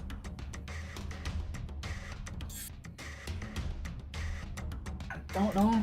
We're talking around you guys. Do you have any questions? Yes. Regarding the Legion, we're looking for 2 victims, ratkin, ratfolk. And if the Legion were organized enough to keep names of their ones they killed or not. They don't give a shit about keeping any records of that. Just we didn't. We never kept records, and I don't see why they would suddenly start unless the Tube Man has decided to start doing that, which I don't even think he's real or even alive. I think he's just a corpse and connected to tubes at this point, if I'm being honest. Keeping records? I guess. I mean, you could try asking around too, dear. Trust me, there's plenty of people up here who've got answers to questions, though. A lot of them like to pit fighters against each other for that kind of thing, so. I bet that Cretan Matty O'Patty probably has ties to the Legion, considering he was part of how he got his fame. Was his father was the one that was always out on the front lines reporting on the war. Oh yeah, I'm fucking. Oh, what was his dad's name? Artie O'Patty. Somebody. Caesar didn't like him. I know that. But one of Caesar's generals loved him. Just loved him because he was such a kiss ass. Artie Not even O'Patty. he is, too. Fucking I remember when we used to kick his ass. Remember when he tried to join? He just tried to join the Caesars. Just the Caesars. He just tried to join us when we were just a political party. Oh, I remember. We kicked his ass because he wanted us to start a fight with somebody over something stupid.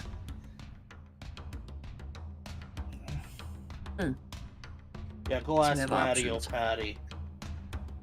If I ever run into him, maybe I will. Just go up to Maybe the that'll high- wipe the go up to smile Ritz- off his face. Go up to the ritzy place and talk. He loves her and his damn mouth up there. He's been Anyway. shit talking that Alice girl on his shows, by the way. Have you been seeing that? Someone's been paying him to shit talk like no other. Oh, another Well, thing it's not before you guys go. problem. Hey, what's up, lass? What do you need, lass? What do you know about the necromancers here? I heard there's 2. Is there more? There's a million Oh of shit, them. she's not wrong. There's There's necromancers that are actually fighters. There's people betting that are necromancers. Here's the deal. There's a side bet going on for getting parts. Even us fighters know about it, because we'll get paid if we can collect bits and pieces. I was gonna say, you big fella, they paid you right handsomely for that dwarven fella's arm, didn't they? Oh yes, I make tons of money off of parts. Yes, you can. If you bring them pieces, any of them will pay you. I mean, it does depend on the type of necromancer. If they're a flesh stitching necromancer, they'll pay heavy for body parts. If they're one of them, if they're like the ghost who's all about the souls, probably not as much. Yeah, I was thinking about the ones with the souls, and if they're mostly by the pit or not. Those people are mostly extinct. I was gonna say, if it's not the ghost, there's nobody really down there. There's one of Ghost's men down there, I think. That ghost of a goblin thing is down there, but that's about it, really. He kind of just says hi to something or something when somebody dies. Because this one anybody can see. He can like make himself visible. You can't touch him unless you got magic. But somebody dies, he'll wave at him and just walk away with him or them, something. I don't know. I can't see the dead like them weird folks can. So, but a ghost can, I guess. I guess it makes sense. A ghost can see a ghost and all that. They've got special permission to bring them to ghosts, though. That's different. Hey, that's fair, but still. Right then, if there's nothing else, let's say we get ready to get ready. Let's say we get ready for our fights then. Sure. Well then, you lot are our donators or our benefactors, so we'll give you a minute to decide on this, but you can have us fight as a group, or you can split us up, because you're all at a table together. I don't think we can fight each other unless you people specifically request it, which I mean is up to you. I'll let you think about it if you want, but pick what you want amongst yourselves, and we're gonna go ahead and take a bio break here. I'll have you guys think what kind of combat you want to do. How many people are total? I think you guys have 6 people all together in your group, right? Yeah. Yeah. You've got Korsh, Hunter's guy whose name I keep forgetting. I'm sorry, Hunter. Bruce. Rusa. You have Elijah Cottonsteel and Elizabeth Cottonsteel, and Mayor's guy whose name I'm forgetting. Jebediah Melody. Jebediah Melody. So there's only 5 of you then. So 5. I say they can work together. They seem. Yeah, I was a little surprised nobody took Snorri. You also don't forget Osin's out there. He's not sponsored by any of you guys, so you could I'm end all up aware. fighting one of Osin's guys. You could end up having to kill one of your baby boy here. But do what you want. I got to use the restroom. That's why I'm calling the bio break. So I'll be back. All right. But talk amongst yourself. I can hear you. And I'll be in the chat texting. Okay. We could. I was thinking maybe we should find a way to get a third person in this mess so that we can, split it 3x3. What? Still have the group fight each other? Well, no. 3 of us would go out, keep the other 3 fresh, and then after that, the other 3 would go out. So then there'd be 2 fights, 2 6-man fights. All right, since I was kind of working and listening at the same time, for my own personal fucking sanity, the 2 dwarves were in it after Caesar started it, but before everything hit the fan? It was before. It was it was a political party, so the very first iteration, and then they left after things started to go bad with the invasion of the fish people, and then they were long since out of it after it got even worse when other people started getting involved. The information Yeah. that the information that I divulged is only things that my character believes is true. I have no idea if anything that I said is right. Yeah, and that's fair. That's gonna make following the thread of this shit even harder for me. Appreciate that.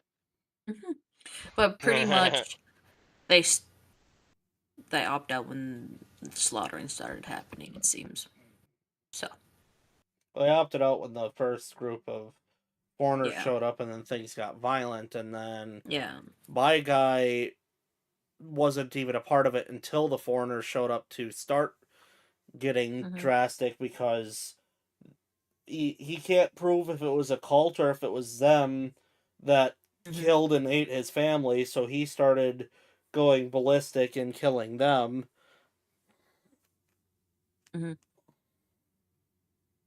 Yeah, so it sounds above naturally. Sorry, Thunder, go ahead. I was gonna say, like, above board. It sounds like, in general, they seem like people we can work with. What you're saying is, in general, they sound like people that Isa won't immediately want to, yeah, shoot.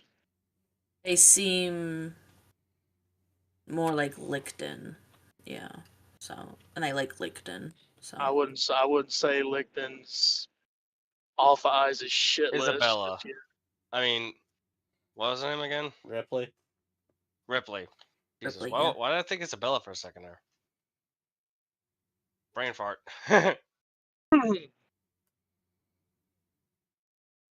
yeah. And what were those two names?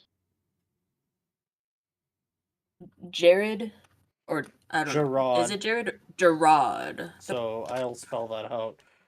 And Jezebel. Gerard. And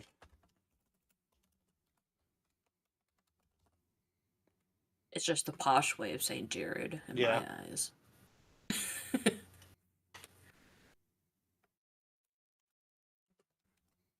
I get to go throw that in Ripley's face next time I see her, if she'll even talk to me. We'll see. We will see indeed. We'll see. And then regards to Olsen, I have a small plan, and it's Hunger Game inspired, so we'll see if it works or not.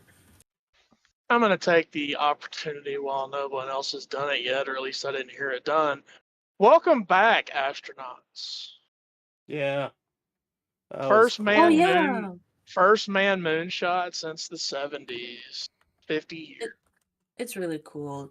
I sent a clip about it to Mayor, but apparently the group decided to name a bright spot on the moon after one of their deceased wives. The crew named a crater, a previously unmapped one, after one of the other guys in the crew. His wife passed away very recently, and they got NASA's approval, or if they found something that had been unmapped and unnamed, name it after that guy's deceased wife. So they're like, hey, we found something cool, giant, I think it was 60 kilometers across crater, and they're like, we're gonna name that after your wife. Boom. So sweet. They didn't even tell him about it. He only found out as they were making the announcement. You know what? This isn't me reveling in people's sorrow, but can you imagine how weird it must look for somebody to cry in microgravity? I guess it's traveling up your face. Well, no, it wouldn't travel up. It wouldn't travel down. It wouldn't travel tears are tears because gravity pulls them down. So if you're crying in microgravity, it's just gonna stay there in your eyes. Yeah. And I hate opening my eyes underwater without goggles on, so I imagine that's what it would feel like. Only with salt, only more, only be more like you're opening your eyes up in the ocean. Tears don't fall. And then I don't know if you were in the comments on it, but then one person said, "Oh, so the wife made it to the moon too," and people I've started crying. seen so many things that I like. They took little small pieces that were recovered of Challenger Mm-hmm. with them. I keep seeing fucking memes with Bing Bong from Inside Out, Oh, yeah. and I never saw that movie, but I know the context, and it kind of hurts a little bit. There was Like, a animated short with Laika as a star creature. not only Laika, but Laika and Philip Felicette, the Yeah. cat. Huh? And it's like, look, if anybody deserves to be recognized, it's, the dozen or so animals that we've used. Yeah. It's just like, Laika holds a special place in my heart, first dog, and I'm a dog guy. It's no Mm-hmm. secret. And that's one of the Yeah. reasons why we'll forever hate the Russians. I know. When I learned that They story, had I was gutted. they had no plan to bring her back. None. Nope. Nope. Nope. Nope. They're like, we're just gonna send a dog up, and we're just gonna see how long it takes. And ooh. Off topic, quick, because I'm writing down notes. Jebediah's name is a nightmare for dyslexic people. I had to rewrite it twice. Gosh darn you, Mayor. Because you had to correct it. And I'm like, oh yeah, it's Jedediah, sure. No, it's Jebediah.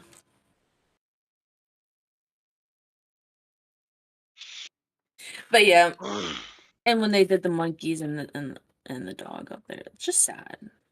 I'm glad But they see, stopped doing like that. my favorite thing though that's happened for this, because they did kind of like a wide arc slingshot. They got a bunch of high res images of Apollo 11, Apollo 12, 15, and 16, I think. So, like, we have high res images of the landing sites of 4 of the Apollo missions. And if you have a computer that can handle the file sizes, you can actually zoom in and still see them. Mm-hmm. Like you can see the landing stage of Eagle 1 at Apollo 11. Mm-hmm. That just suck at moon landing. I get see, like, I can't even say unreasonably angry. I get reasonably angry when I hear people, oh, we faked the moon landings. Dude, I say it as a meme, I but one I time don't had to believe it. work with someone who was a fucking goddamn flat earther, and he, like, all I did was do my best to just talk about like music and shit around with him until Mm-hmm. whenever he started talking about like the faking a moon landing, because I'm like, I ain't dealing with your stupid bullshit. Well, see, like, the thing I hate about this the most is you have people who don't understand certain things that a very simple Google search will solve. For example, how can they be further away than the Apollo missions? They went to the moon. It's the same. And it's like, hey, apogee and perigee exist. They went to the moon when the moon was further away. I It's see where not you that failed. complicated. I see where your high school education failed you. I can see you slept through science class.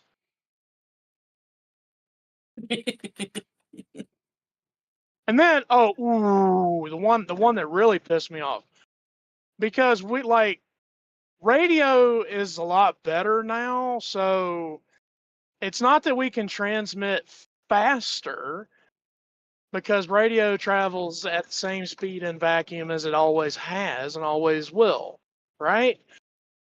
But it's the fact that we've gotten better at sending large packets of information over the same waves. Yes. So we now have these really clean, crisp, immediately available 8K images of Earth, like pretty much from the same distance that Apollo 11 took the famous, Earth shots of. And all I've heard for the last couple of days are people spurging about how, it doesn't look the same, therefore fake. It's like, hey, it's a better camera. Hey, it's higher resolution because, we've gotten better at transmitting packets instead of bits. Like, motherfucker, I hate these people.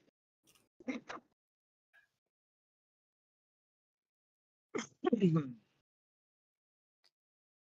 it's like, hey, it looks oddly spherical to me, doesn't it? Hey buddy, if you keep disputing how spherical this planet looks, I'm gonna give you a black eye and see if looking at it with only one eye will trick your brain into seeing a sphere. Well, see, like what makes it even better for me and guys like me, and Mayor's gonna immediately know what I'm talking about. These images were immediately available. They weren't, because NASA's, a public company, they have to make information available within 24 hours, blah, blah, blah.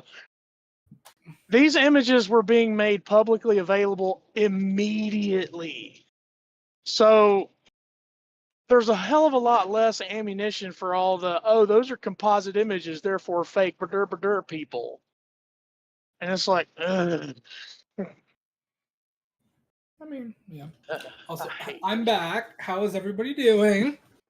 My blood pressure's okay. through the roof right now. And Take your pills. I did it to myself. You hurt yourself in your confusion. This isn't confusion. Thanks, This is super justifiable. This is justifiable anger, Chaos. In your rage, you hurt yourself. You hurt yourself with the recoil of your rage. Now, I have to ask, have you guys decided what you want to use? What you want to do?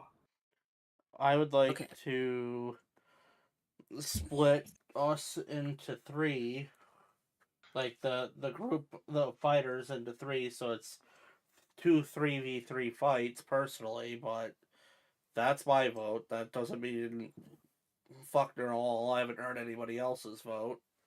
Well, I personally agree with the 2 3v3s. That way we can cycle out the fights to give us a second to rest up between. So you have my vote on that one, Mayor. That makes so Korsh with the cotton steels. Who said anything about that? I would say that we should have. I say personally, we should have no say who joins who. That Flame should put it on a spin wheel and.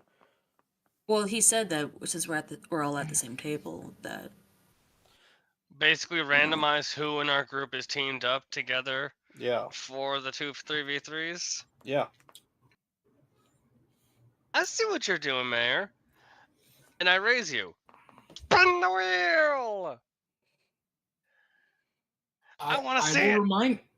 I will remind you, there's only 5 of you in your group right now. Mm-hmm. Yeah, we need to pull Osen in here. But he's not or sponsored. Doug. Or Draculai.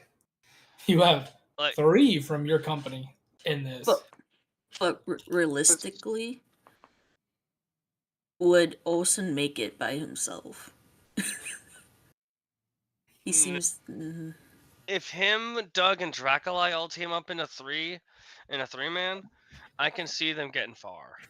Yeah, but if they're by themselves, Yeah, and that also depends if they get paired against each other. Yeah, if they get paired against each other. That's also that worry as well. Because What if- again, they're technically part of the warehouse family, so we don't want them to kill each other. Hmm.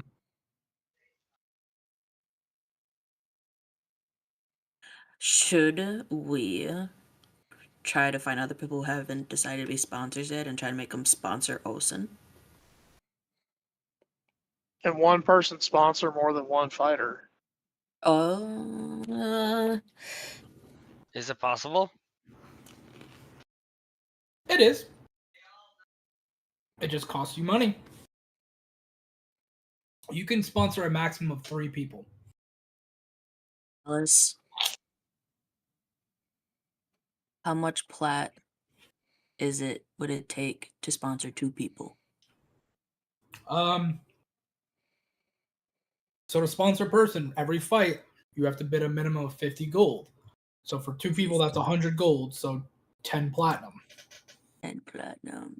Yeah. And you can get away with fake bidding if you want. And like, I'll bid what I don't have. But if your guy loses, You're gonna pay up.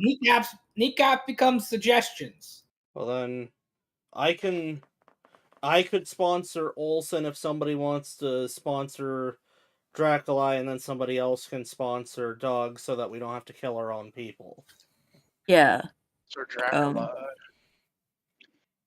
Ominous will sponsor Doug. And I'll take Olsen. Okay. He is your baby boy. The one Yeah. the dark horse you're bidding on. That gives you 7. Who's taking Dracula, or are you leaving him to the fray? Me.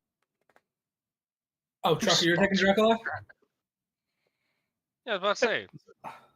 Sorry, you're a little quiet in the background. I'm sorry, man. And a little choppy too. I'm not so much up, just quiet for me. I'm out in the flats. Is that better?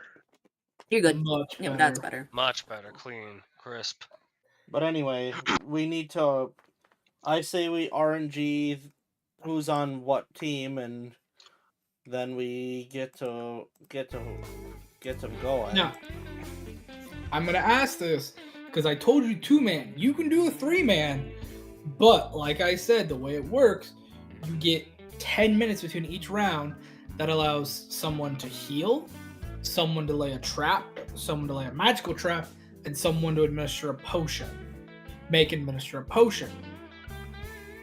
The less people you have on the field means more rounds, which more time to do that, which can sway the vote. Now you can throw half your team at one round, half your team at another round, but that only gives you less time to set up your stuff. Now, can we as sponsors give them things? Yes. It would cost you money, but yes. I have a couple blasting stones I can hand out for anybody that might want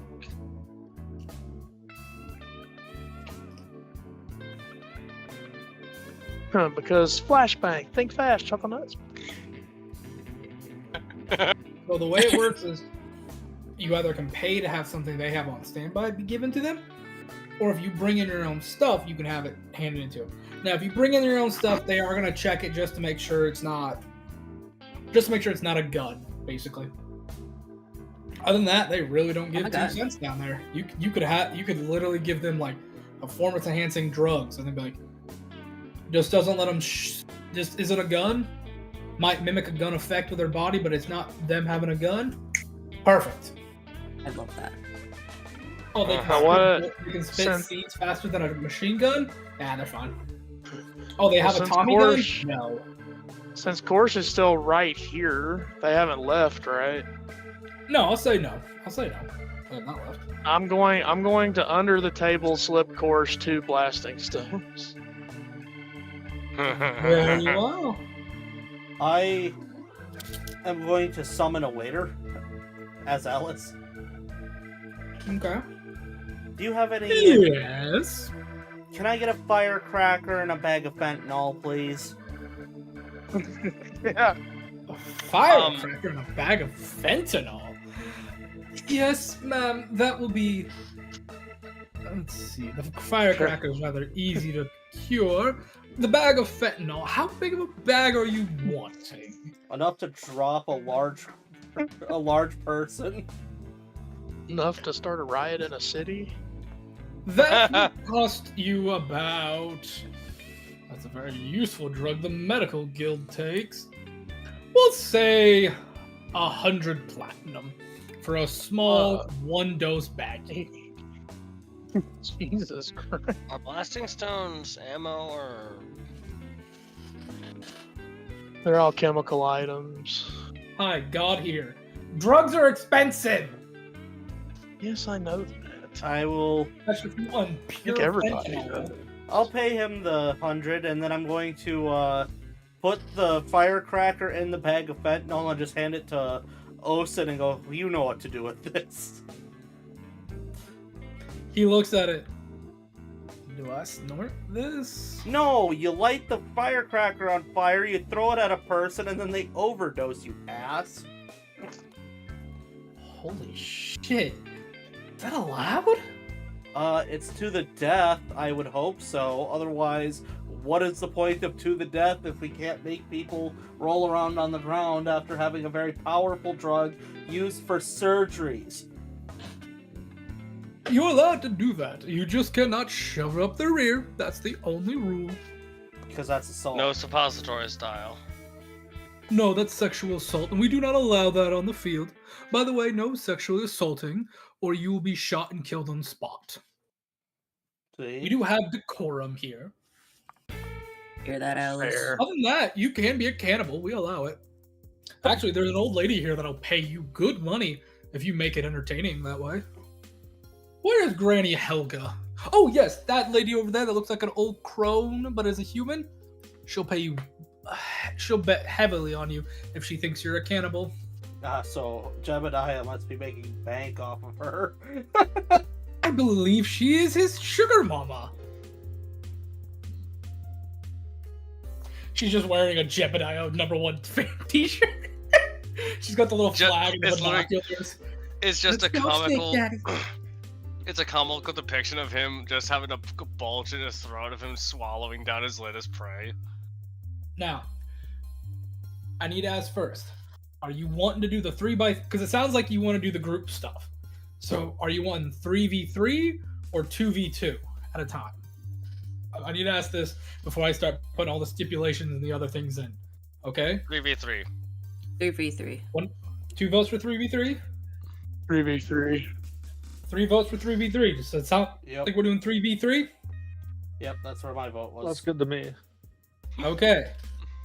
So, the base vote on that for a 3v3 fight automatically adds a multiplier of 2 to this. Next up will become your arena. So, you get to pick one of 3, and because you're sponsoring them and you're having them fight, basically, I'm going to roll outside, but there's a good chance you guys will get to sway it, depending on what you want to do. You can do a bear arena, which is just a platform.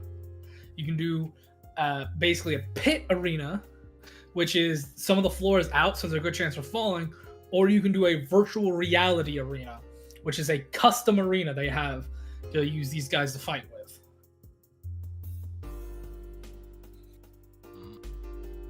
If we do virtual reality, we can make this a hallway so that that Jebediah fella can get some PTSD in him and really kill these people. You want to trigger the PTSD Cobra? Okay. Sure, we could do virtual reality. Virtual reality? Virtual reality. Make it metro tunnels. All right, the multiplier has jumped from 2 to 4 now, okay? Okay. What's wrong with that look? Oh, look, it's the biggest piece Nothing. of shit. Yeah, we have to use it for work. I hate it. I have to use it for work too. Crap, that threw me off. What was I saying?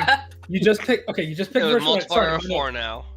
Multiplier 4. All right, now comes the sabotage and help rules.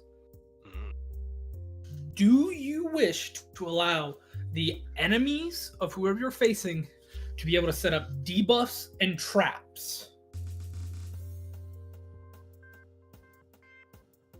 Does that mean that we'll get to do the same thing? Yes, allowing the enemies, because they vote and you vote. If that allows, I'll explain the rules on that one. It's a different thing. That comes next. Right now is the debuffs and traps. You know, entertainment value. Yeah. We might get more money that way. So one vote for debuffs and traps. Anybody else? 2 votes. 2 votes for 3. it. Anybody else? 3 votes. I need one Yeah. more just so. All right. Sure.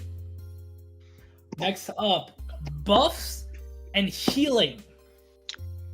So this Yes. vote means in the 10 minutes, a caster can use a ritual cast to cast a buff on their character, or take 10 minutes to either cast healing spells or use, basically use like battle medicine or just a medic check to heal you up. This allows you to also in those 10 minutes cast a buff or make a potion that is a buff. Do we agree to this? Yes. Yeah. All right, this makes your modifier a 6 now. Now, last but certainly not least, hazards. Do you wish to add a hazard to this? Yes or no? Do they tell us what the list of hazards are? Nope. It says it'll be random. Crap, man. uh, How desperate are we for money? That's the thing. I mean, I say we just keep adding multipliers. And what I was going to do if everybody was okay with it, I was just gonna bet all of our credits on our team and then let it ride for the next fight. Wait, let me look. You're going all in straight out of the gate. And then Would- doubling it after we do it again. Would we be allowed to put there's a certain spell where it goes. So here's the thing. Here's it the helps thing. against hazards. Only the people that are actually fighting can do it. So if you have, Yeah. so here's the other thing: the 3 people, when you come back, the 3 people that are going onto the fight cannot set anything up during those 10 minutes. They have to sit, rest, and heal, and take whatever they're given. The 3 extras, your 3 backups. That's why I was telling you the 2x2 because it gives you more people. The 3 extras now in your sentence can do either heal, buff, trap, or debuff. That's your option. Now, the other team does not get to watch while you're doing this. Everybody else, people up in the stands, and they get to watch where you set a trap or whatever, set a buff, set a spell trap, whatever. But your enemies do not. That's why I was telling you maybe 2, because that gives you more rounds and more time to do it. Because you get to do 1 at the start, the 1 between each round. So with you guys, you only get to do it maybe twice. And every time somebody goes down, when that, well, it's kind of a fight to a death. So it's first 3, then second 3. So it's not, you know what I mean? Mm-hmm. So at most you do it twice in the beginning, and then go your next round. Because if your 3 guys die, they would get 10 minutes before it's like. So let's say, for instance, you guys go, other team goes, the other team kills your 3. You get 10 minutes to set something up. Then your 3 would go in against the other team's 3 that's already been in. If you kill those 3, you get your 10 minutes back, and the other team's last 3 will come in. It's that last fight. Now you see where the thing is. It's a bigger chance to end up losing somebody because resources and life. That's the whole rule with the round robin system and the big group things. I think that's nice. So That still works. I can work with it. I'm letting you know, like, it's dangerous, but it's something that I Flame love to do and I've loved to play with. So I was telling you about it. the more dangerous it is, the more exciting it's going to be, and the faster it goes. Mm-hmm. Yeah, and the more And the bigger the everyone payout will plays be. with it. Yes. Right now you're at a multiplier of 6. Let so me this- ask this: if there's a hazard, is there an equal but opposite to this? What do you mean exactly? Well, if there's a hazard, is If there you- also something that's like a safety? Like Because cover. we put in debuffs and now we have buffs as well, so now we have both. Yes. So let's do hazards and safety zones. Well, maybe not safety zones, but is there something that can help? A lifeline. Yeah, some sort of Cover. lifeline or whatever the fuck. Like, you know, Well, deployable cover. That gets me to, technically this gets me to after the hazard. There is one more after the hazard if you want to pitch it, but that Yes. technically won't be till after. Here's the thing. If you're fighting, which I'm going to let you know this now, you're going to be fighting another sponsored group. That's how this one's going to work. You and the other sponsored group can then basically go on a one-on-one kind of thing. It's like, well, I want to pitch this for the multiplier. Do you agree or disagree? Mm. And they would be willing to add more stipulations or little things. Okay. Right now, you're just asking, do you want a hazard, which is going to add, this will add a 2 multiplier because there's no pro to this con kind of thing. You get it? If there's no balance, it's a 1. If there's no balance, it's a 2. If there's a balance somewhere, it's a 1. This is a 2 because there's no balance to this hazard. This is as far as you know right now. You can try to pitch for it, but you don't know what the hazard will be until the start of it, you know? I mean, I still say that if we just keep trying to agree to everything to get as many multipliers as possible, that's where I'm at. So I vote yes. Hazard. Yes. Hazard. Yeah. Okay, you are at times 8 now. Now,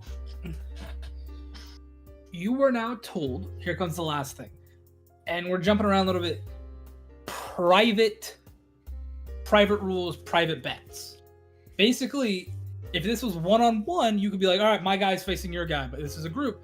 So you as the group will pitch something to the other group, and the other group might pitch something to you. And if you both agree on it, depending on how severe it is, you get a 1 or 2 times multiplier to what's already being bet. Now, from the sounds of it, you guys have a couple things you want to pitch. So let's hear it. What were you trying to pitch?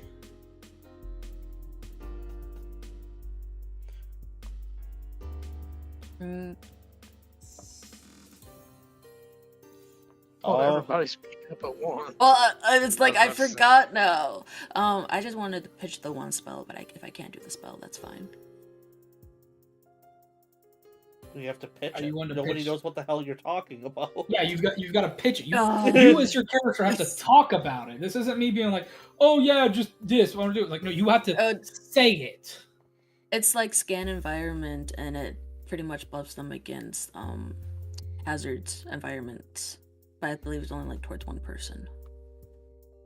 So you want to basically, okay, I got them. I've DM'd. Let me look it up. Basically, you want to do something where somebody would get a one-time use of like help them try to display for traps better.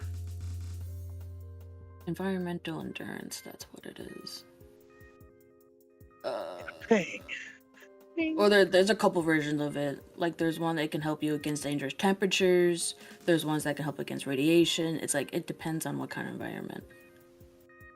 Here's the thing, you won't know the environment. Yeah. That's the one thing I'm being a little rude on. It's like, you're not just going to know. You've got to try to guess. You can either like really take a swing for the dark, and you can be like, I just want a little coverall, stuff like that.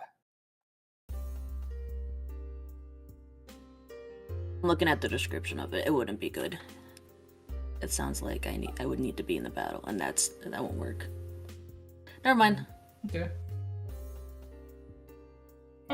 I want to pitch, and it would be completely up to the facilities management how this would go.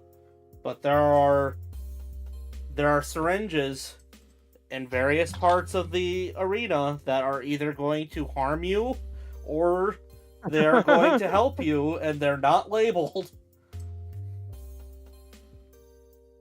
This could be an upper, this could be a downer. Yeah, Who you're knows? either doing steroids or you're going to sleep. Okay, let me ask. Are we for or against it? Mayor is a vote of yes. How about the rest of you? Man, Me, we're really the gambling with people's alchemist. lives. I'm down for it. Okay, I that's two can votes for take yes. one look at it and go, I voted. and just I've use it rolled to for the stab someone enemies. with it. I've rolled the enemies, so I need to know what you guys want. I'm down. It's 2 yes. Anybody know? Sure, I'm down. That's 3 yes. Trucker, what are you saying? Why not? Alrighty. So, let me get. It would be Alright. called. It's called steroids or tranks. Start with the trank. Let me write that down. While we're setting this up, I don't know how much of the fight we're actually gonna get to tonight, but this will be fun. My thing is too. Wouldn't it be adrenaline then? If you get a hold of somebody and just keep injecting them with stuff, either way they're gonna die if you keep doing too many of them. I mean, yeah, there's that. All right, next question. Anybody else have anything they want to pitch? So what's the layout here? Is it basically team deathmatch? Yeah, like I said, so the way you guys have it, it'll be you have 6 mans. You have 3. It'll be 3v3 at a time. Once one side is killed, you'll go back. You'll get your 10 minutes, and then you'll come back out. The remaining 3 will come out and face the first 3. If, for instance, let's put it this way: if the one side gets all 3 killed and the other side loses 1 or 2, 2 people will have to come out with it. So it's always 3. So you could, for instance, let's say you and the other team are fighting. 2 of you guys die, but you kill all 3 of them. There are all 3 new fresh people have to come out, and at least 2 people from y'all side have to come out with them, with your guy. All right? Yeah. Got it. So anyone have anything else they want to pitch? I got something. Let's hear it. What do you want to pitch? A rotating floor that randomly and intermittently either spins either a full circle, quarter circle, half circle. Literally just designed to just suddenly spin around take a certain set of people and just say, spin the wheel! Let me roll for the enemies. How about the rest of you guys? Are you pro? I'm or calling con it this? roulette. So it's just kind of a way to create difficult terrain without creating difficult terrain. Yes. Yeah, it seems like. Yeah. God. How much of a jerk would it move with? Because if it's strong enough, everybody could go prone. Yeah. Exactly. That's crazy. Okay. Yep. Sure, why not? The wheel! So basically, like it's the big rotating stage that Cirque du Soleil uses, Chaos. Except way more violent. Maybe. I'm down. Yeah, it just wouldn't be all the time. It'd just be a random. Oh yeah, it'll be increment of random. time. It would just be a random, just quick. Just a quick jerk to throw you on your ass. Has anybody ever jumped off of a moving merry-go-round before? Yep. Yeah. It ain't Oh yes. fun. Your ankle gets caught on the thing and you just go for that ride. I know what you speak.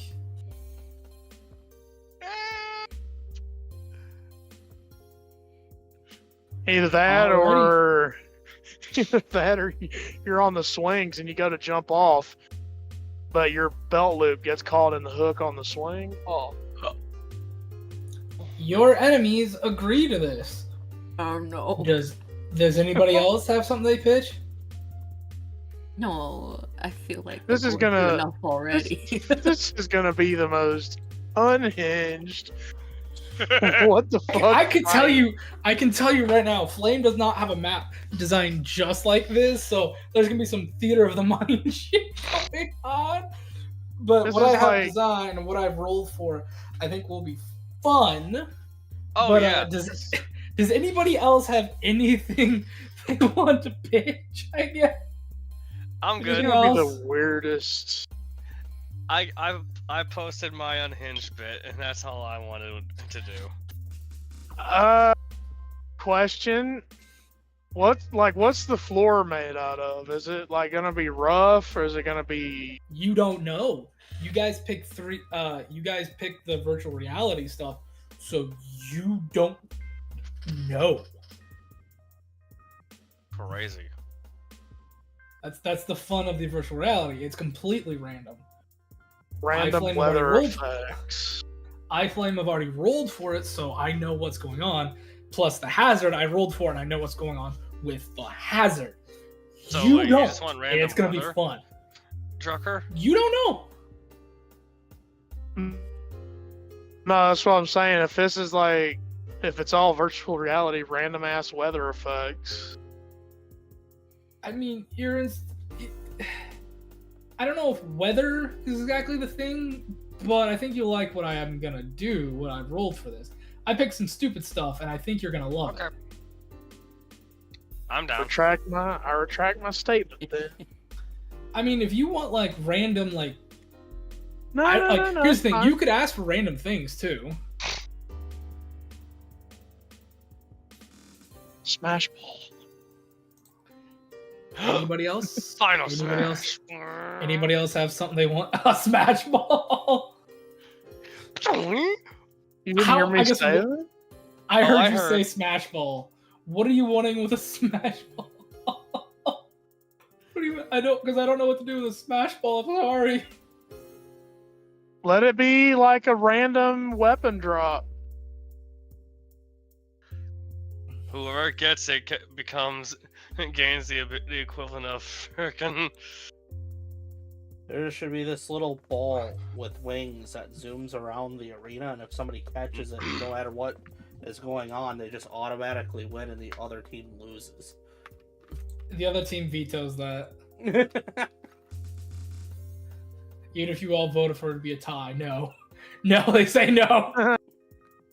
We are not doing that shit here.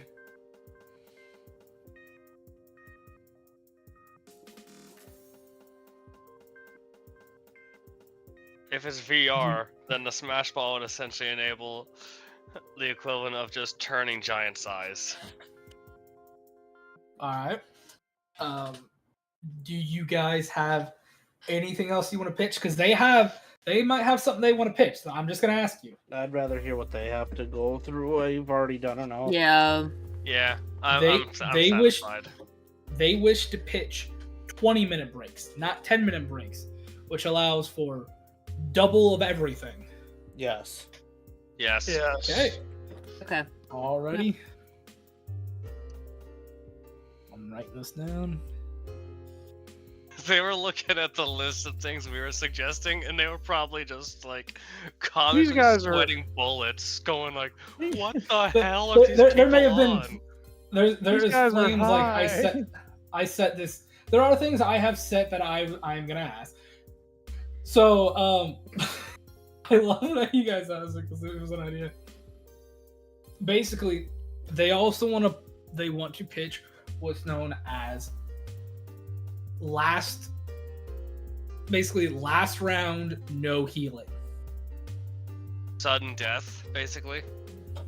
Basically, when you're on your last set of people, you cannot.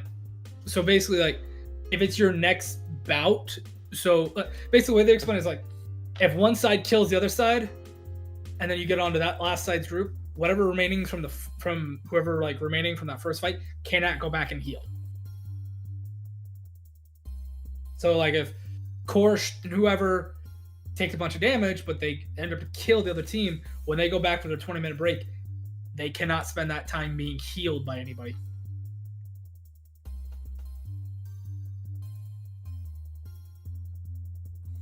Intense. Can we Mhm. can we modify? You can pitch a rebuttal if you'd like. You can pitch a rebuttal. My rebuttal is yes, but that means there are healing potions in the arena that can be found. They will hit you with that rebuttal of the steroid or tranks, one is healing, one is poison. My rebuttal to that being steroids, I mean as in the workout drug, not the not the healing drug. Yes, the rebuttal is if you agree, they will agree to the potions on the thing, but instead of like uppers or downers, it's poison or healing. No. Yeah, they're basically saying instead of those roids you want, swap that for a healing stem or a poison. Okay. I agree. Okay. Because you agreed to this, they're going to offer another one, more in a question. How strong of healing versus how strong of poison? Moderate. Moderate is 4d4, if I remember. Yeah. So that'd be 44 poison or 4d4 healing. Are you guys good with this? Because they will push 8d4 healing, 8d4 poison. If you want to run with that, like they want Rebuttal high level 64. poison, high 64 poison, 64 healing. Middle ground. They will agree to this if you guys agree to it. I agree to it. Okay. But the fans are like, the fuck is going on? Why don't you guys do this out of character? Because it's the fun of this. Alrighty. Like, meanwhile, the people actually in the stage are just watching the list of stipulations going up and down. They're just sitting on the edge of their seat going, "Oh, this is gonna be good." And all the bookies are laughing at the lines. All the bookies are just sitting there making messes of themselves. They will pitch another one. Only one mind control or dominate spell for the match. So you can only have one like spell that will let you take over somebody's mind once. You can only cast it once. And if it fails, it fails. If they break it, they break it, kind of thing. Vehemently against that. I say none. Denied. None. Denied. None. You want to argue none? Yes. Okay. I'm trying to think because one of them has an ability because they're gonna argue for this. Let me think. Let me think. Sorry, give me a second to think because you said no and I figured you would, but they have an argument for this. Then they will argue no spell, but let's raise it to 30-minute breaks. Fine. Works for me. All right. Works for me. All right, give me 1 second. I'm sorry, guys. I'm thinking I might have got gluten bomb today without knowing it because my stomach's starting to really hurt. So just give me a minute, okay? I'm gonna DM something and let you guys talk about it. This is crazy. I can just imagine just how much the bookies are just salivating over the numbers that are coming in. They're just sitting there looking at all these different stipulations, just thinking, "Oh my, this is gonna, my cut alone is gonna make me rich enough to get out of this shithole." Like, hey, they want to do what? They're still adding stipulations. These guys Holy are shit. insane. These guys are nuts.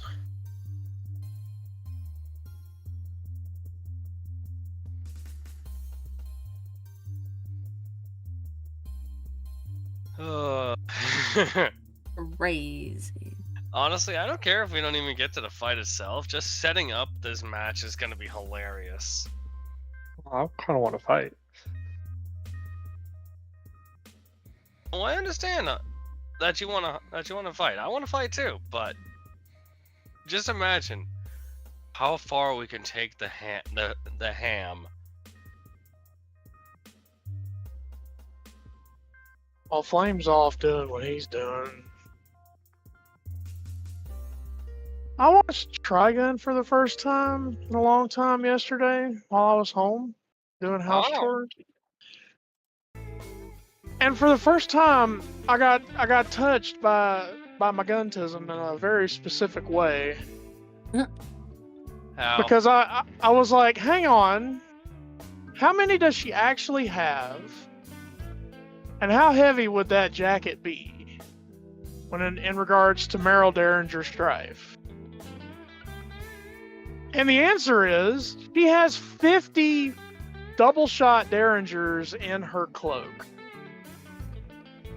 I counted. Huh. And then I cross-referenced it with the manga, and yes, she carries 50.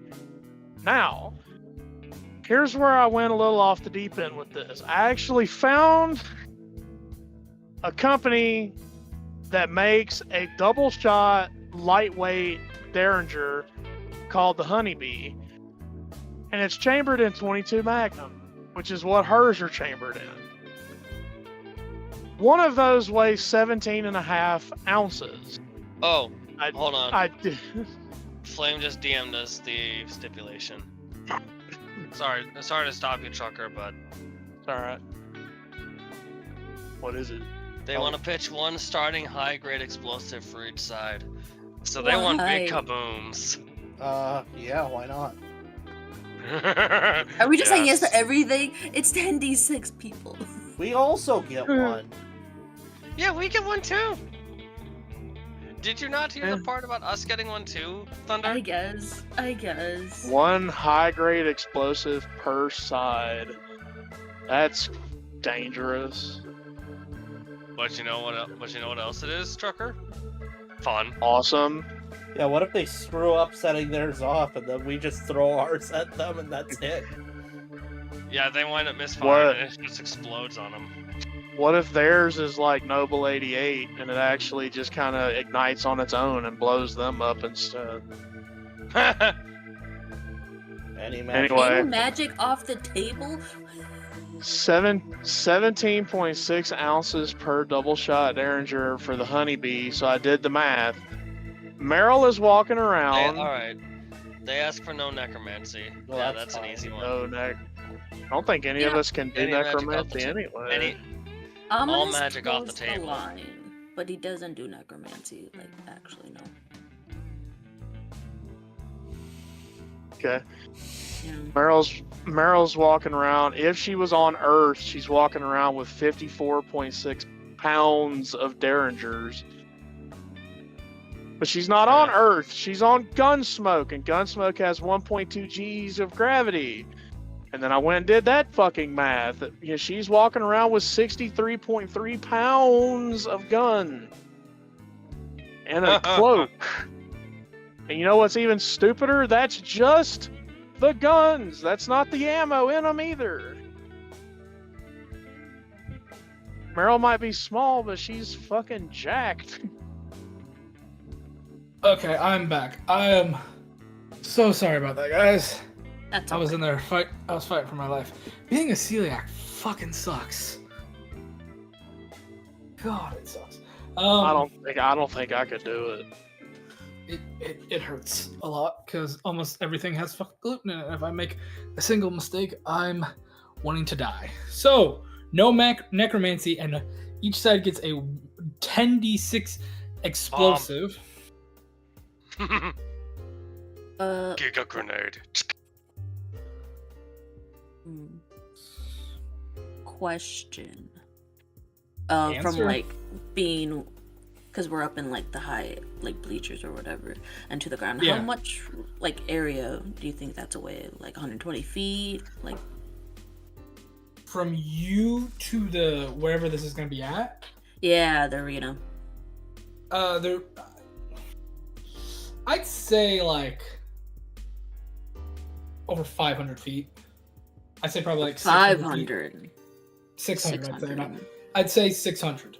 It's gonna be raised a little bit up, but you're gonna be watching from the displays. But it's still 600 minimum. Good to know. Are Because you range thinking about- matters with the spell. And I'm just Uh, double checking what I'm able to do, and if it's not in the range, it's not in range. Just the way it goes. Okay. I'm just I'm trying to think if there's anything else they want to pitch before I start rolling for your enemies, and I'll let you guys start setting up your traps. You gotta also Hey. RNG who's on what team. Yeah, I mean, you guys have your 6. Technically, you got more than 6. You have what? 5? You've got like 8 or 9, don't you? because you took 5 plus Olsen, Doug, and Dracula, so you have 8 there to pick from. So I'll say this: they have no other stipulations. If you have no other stipulations, Nope, none. Good with what we have. Yeah, You have I a- think they're gonna struggle enough. if I'm not mistaken, I believe you have a time. This is now a times 13 multiplier. Okay. Mhm. So I'm gonna let y'all pick who you want on your team as I get it set up. Oh no, hold on. Sorry, I picked one more thing they want to pick. Mhm. Okay, we got you starting explosive. Sorry. Basically starting ballista. You get one like starting giant weapon that if somebody can throw it, it can be used. Nah. Nah. That's a gamble if they can. That wording. It's That doing sounds too like they have much. someone who can. Maybe not. It's kind of why they're asking. I mean, that's up to you. I'm not gonna force you. I feel like it's doing too much with the current state of things. Okay. Here's that. They all says, do you have anything against them having somebody, if they can do it, use it? Because they're going to use it if you're not vetoing against it completely. Veto. Are you voting for it to not be a thing then? Yeah. Yeah. I'll let you know because if you both vote for it, that's another multiplier. That puts you, I think, at like, what did I say, 13, 14 now? We're at 14 now.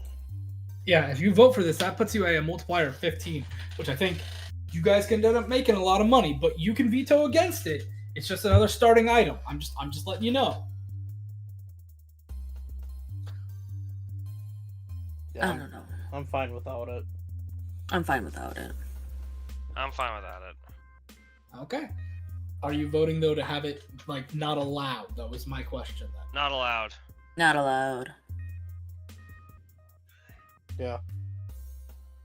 We were yes Alrighty. men for everything else. We can say no to Okay. this. Okay.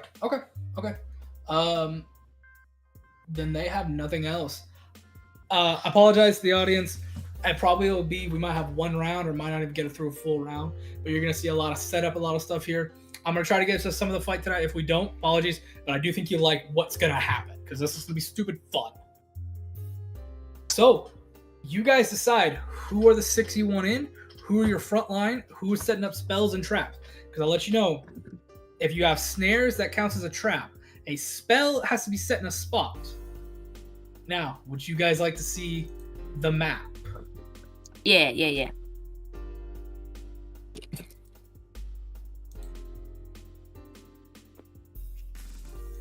You will watch as some white scaled creature, tiny little creature will come up. They have some weird apparatus on their head that looks like a giant VR goggles coming over their head and mouth. They've got a giant like metallic hockey gloves. And they seem to be looks like they're typing on something in the air that you can't see, and they go, "Sup, bitches? You're ready for the air shaft?" And this is what you see. Looks to be like ventilation ducting for something, with boxes and crates and all sorts of little bits and pieces all over the place. Your side, let me go ahead and just make a little square for you guys. You guys will be blue side over here. Now, they cannot place anything in your square, such as you cannot place anything in their square. They will be red square. As soon as I'm done placing, I'll let you know.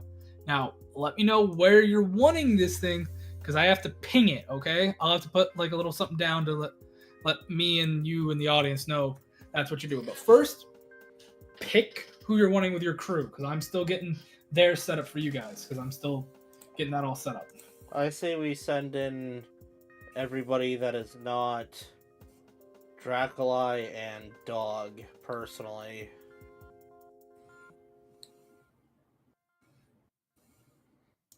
And have Akala and Doug just do some random. They can go Mm. do their own thing. It'd just be another fight that we can bet on. Mm-hmm. Okay.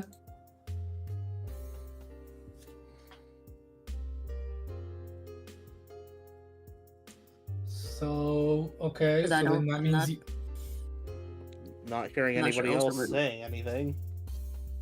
No, it seems the most sense to me. Yeah, sorry.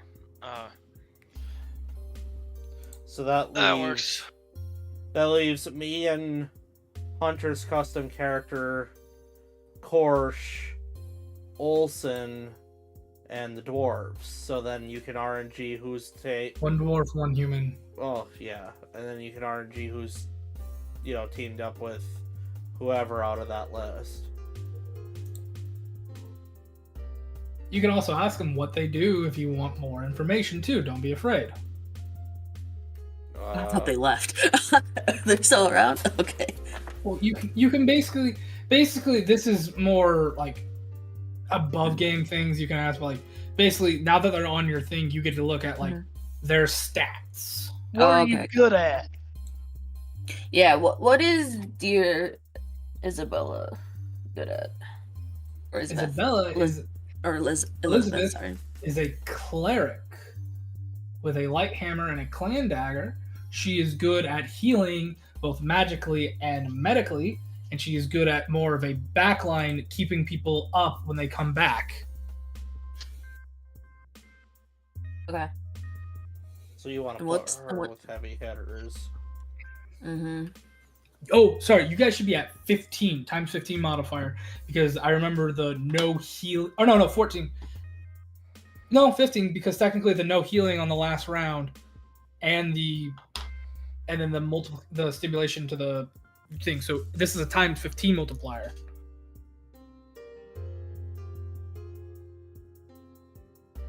Okay. And what's Doug good at? Doug's on it. Oh no. Okay. I will let you know that stipulation kind of does make healing null and void, though. I At just the let you end, know that yeah. above- yeah, because it's like, even after first round, okay, next up, you can't really heal after this first one. Just letting you know that.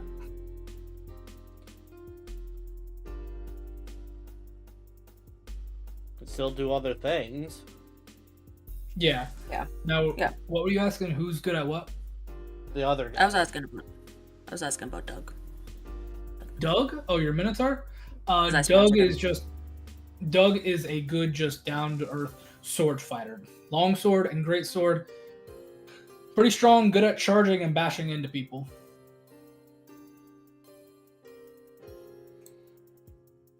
Okay. Do you And want, no one's.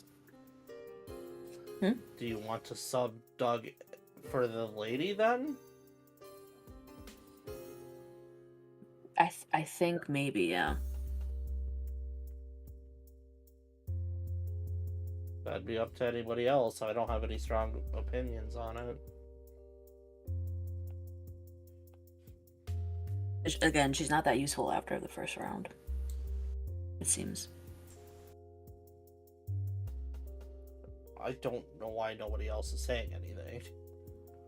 Sorry, I'm just like I'm thinking over myself, and yeah, it just makes sense to have her out be first, so we can take Uh-huh. full advantage of the healing. So that way, when the second round comes around, if we could just sub her out for someone more combat focused. And then no one sponsored Elijah. The Osen. spouse. Osen. No. The Elijah Cottonwood? Yeah. Lichten sponsored Lichten him. did. Lichten did. Which you can Lichten. ask Lichten if you want him to give you any insight onto this too. That's Lichten, what do you basically think? DM's thing. Here's my thing. Healing's basically made null and void with that no healing last round, because there's only 2 Mhm. rounds, the beginning and the end. Mm-hmm. If she can cast any trap spells or buff spells, keep her for that. I'd recommend have your 3 mainline fighters, definitely. Have at Mhm. least one, maybe 2 backup at least one backup fighter in the back. and have either a trap setter and a caster, or 2 casters in the back that can set buffs and debuffs and stuff like that. That way you got a chance, you know? Which Eliza? Korsh is What's good it? with his alchemy stuff. Mhm. But what's Elizabeth's spouse good for? They don't fight each other. Elizabeth's spells? So, as a cleric, she can prepare almost anything of the clerical spell list. So, she can take almost anything that a cleric can. Right, but She can do healing, buffs. So she can do heroism, bane, fear, inspire. Damaging spells. She does have divine lance. She does have daze, detect magic, disrupt the dead, illuminate, haunting him. Although haunting him is a necromancy, you said no necromancy, so she can't use that. First level spells. She does have stuff like Bane, Benediction, Bless, Command. She has good stuff. Yeah, Echoing Weapon, Enhance Weapon, too. Lichten, this would involve your sponsor. But I'm thinking the couple and Doug. Would that work out? I mean, I think the couple works well together anyways. Mm-hmm. I think she casts spells on him to buff him up no matter what. I don't know about Doug. I don't mean to be rude, but I don't know if I believe Doug will be a good fit. He's still too green in my book. Still too gilly. That's my opinion. Right? That's up to you. This might be his best bet.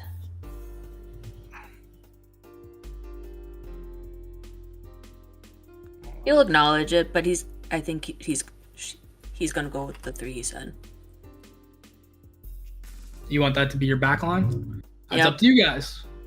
I'd almost prefer the couple and Olsen because he can do both.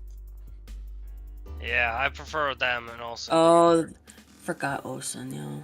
Okay. So Doug's you done want- nothing but fail.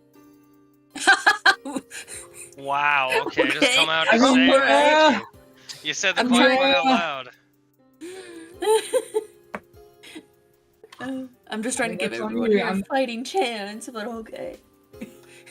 Look, as DM, I'll say this. It's up to you. You want Olsen and the couple in the back. I won't stop you. That's what you guys want. We'll run with that. Yeah, we'll run with that. I need to know. Yeah. Okay. Who do you want up front? I'll be up front. I would go, and then we'd probably want whatever psycho long-haired chicken munching creature that Hunter came up with. Yeah. Yeah, he's a barbarian, so he's a frontline fighter. Okay. Oh, so And then we Doug? both came up with barbarians. Good to see we have the same brain, Hunter. I'm a fighter Hold on. barbarian. Korsh. So are you using you, Korsh? We're using you, Korsh, right? Not your dwarf. So Yeah, Snorri wasn't picked, so. No, he's just saying they Oh, both okay. created, for their backup characters, they both created Mhm. barbarians. He's saying they had the same wavelength when creating backup characters for this. That's all he's saying. all right. Does that look right to you guys? What I got there? Uh, Couple and Olsen for back. Mayor, Korsh, and Mayor, Korsh, Mayor, and Hunter for frontline. Yeah. So that looks Yeah. good for you guys. Yeah, King yeah, yeah. Cobra, Mayor, and Hunters. Yeah. Okay. Big King Cobraman. If that's the case, now comes what you guys want to set up. So with this, that means 3 buffs. You can do up to 3 buffs, 3 traps, 3 debuffs.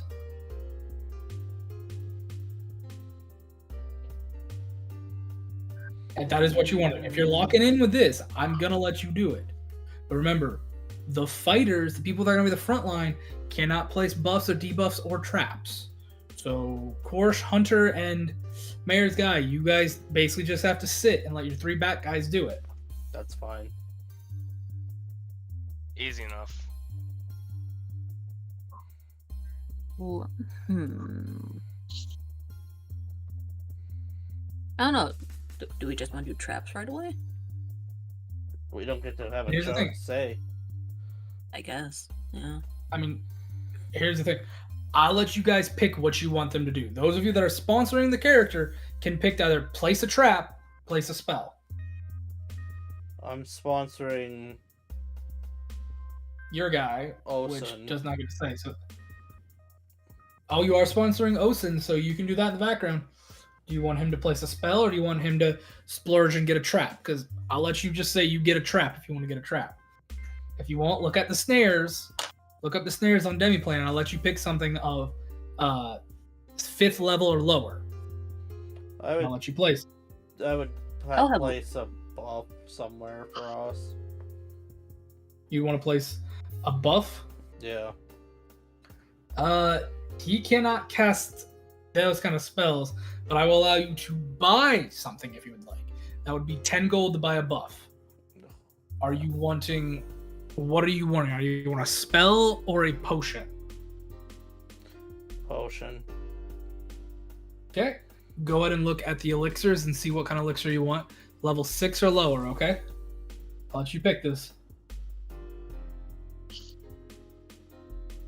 And then I think I would have Elizabeth do a spell. You'd have her do a spell? Yeah. Are you want a spell trap, a spell buff, or a spell debuff? I believe she had spell debuffs after that list you gave. Yes, she did have a couple. Are you want to do a spell debuff? Yeah. If there's like a group Oh. ones. Okay, group 1. Let me see if she does indeed I have think Bane's a group 1. Let me double check on that one. I think if you cast it higher. Once per round, on subscription, you consume the spell. Yeah, enemies in an area, so she could do multiple if she wanted to. Let's do that and see how that works. Okay. Alrighty, you'll have her setting Bane.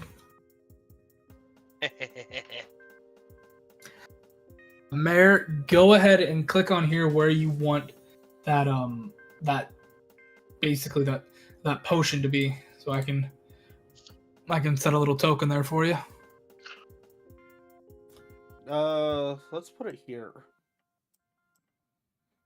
Right. Okay. And I want it to be... Oh, where the hell did it go? It was an elixir of... It's called Surging Serum. That way it can... It gets rid of the effects of Clumsy or Enfeebled. Okay. Well, I honestly don't think we're going to get to the fighting tonight. I do apologize, but... if you want, I'll let you guys randomly pick who you're facing if you want to have some fun with that. That way you get to pick a little. You get to pick a little bit of poison and the monstrosities of it. Wait, there's a monstrosity in the arena? Not exactly, but this is more God's way of it. The DM, just kind of being like, "Oh, let's have some fun with this." If you want to, Yeah. you don't have to. Say. I'm not going to force you. If you're gonna drop a monster in the middle of the arena, then why not just drop a fucking roger while you're at it? Technically speaking, with my character's background, a monster is not unlikely to just appear. I mean, yeah, somebody might summon something like that. But are you guys good? Yep. Let's pick. Alrighty. Then first things first. Trucker, pick me a number 1 through 9. 9. Or I'm sorry. 1 through 8. Sorry, I messed up. Are you 1-8 instead? 7. 7? 6, 7. die. Oh my god, you stop that. Perish. We've been doing that. We do that at work all the time to see whose day we can ruin the fastest. You're not ruining my day. I don't get it. That's the Neither do I. So knock it off. the point. Okay, you said 6 or did you say 7? Say that again. I said 7. 7? Okay. Then Thunder Okay. comes in with a real life shit post. You're going, 6-7. Yeah, that's the point. It's supposed to piss you off. That's the point. That's what makes it funny for the person who says it because it pisses you Alright. off. Speaking of the next person to piss us off, Thunder. Yeah. Pick a number 1 through 6. 5.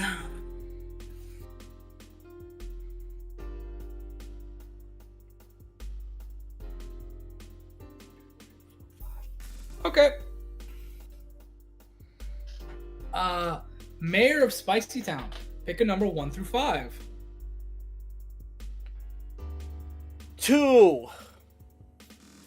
2.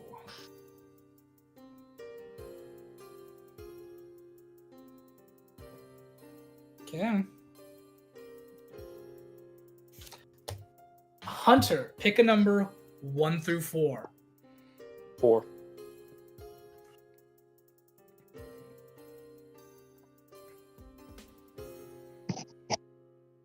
Okay. Next up, Chaos War Priest. Pick a number 1 through 3. Pick a number 1 through 3. 3. 3. Alright, that puts me at 1, 2, 3, 4, 5. So true. One more. There's a 1 or a 2. Who do I want? Heads or tails? I know who the DM want, but I'm leaving this up to chance. 1. Alrighty. Are you guys ready to hear who you'll be facing next week?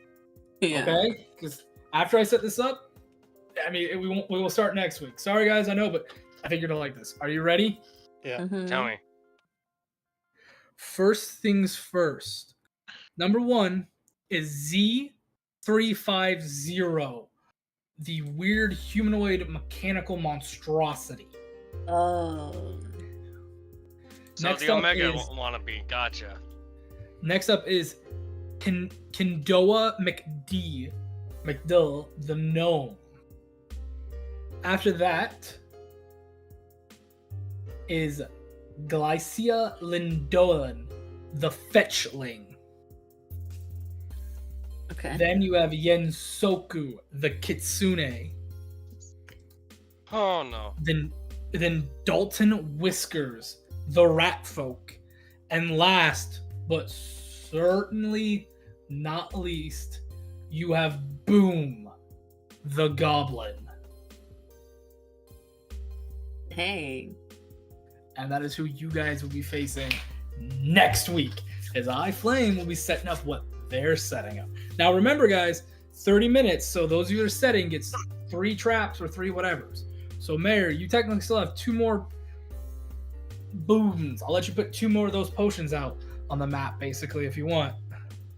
And she gets to cast Bane technically 3 times, but I'll let her cast it as like a triple cast, because spells, Sustain it, yeah. I'll let her sustain it. There is one thing that we need to discuss. Are you guys okay with Alice going all in on credits for on our team? I was kind of hoping for it, to be honest. So I mean, we that's don't kind of- keep struggling. Kind of the point. That's why we stacked it. So Yeah. I mean, If we don't ha- no. Go ahead. I mean, is it smartest to put all eggs in one basket? No. But do we want to keep struggling throughout the whole campaign because we're poor? No. No. So go big or Wait. go home, I say.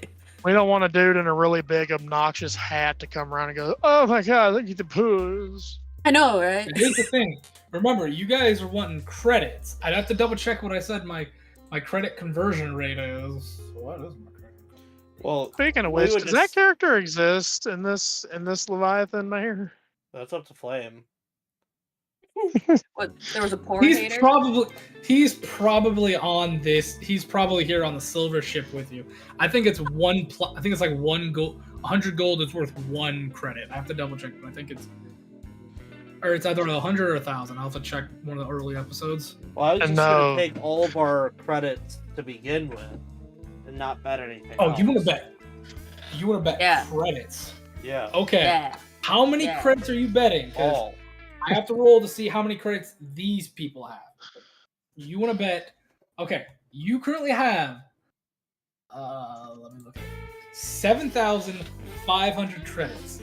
Chaos, could you do me some simple math? What 7,500 times 15 is, buddy? Okay, let's see. That'll be, let's see, Holy 7,500 times 15, so 7,500.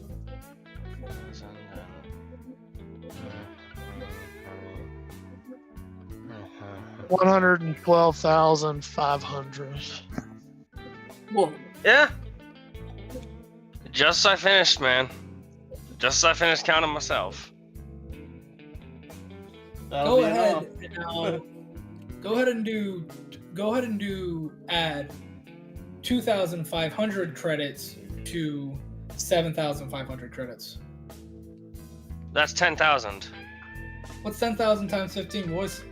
150,000. 155,000.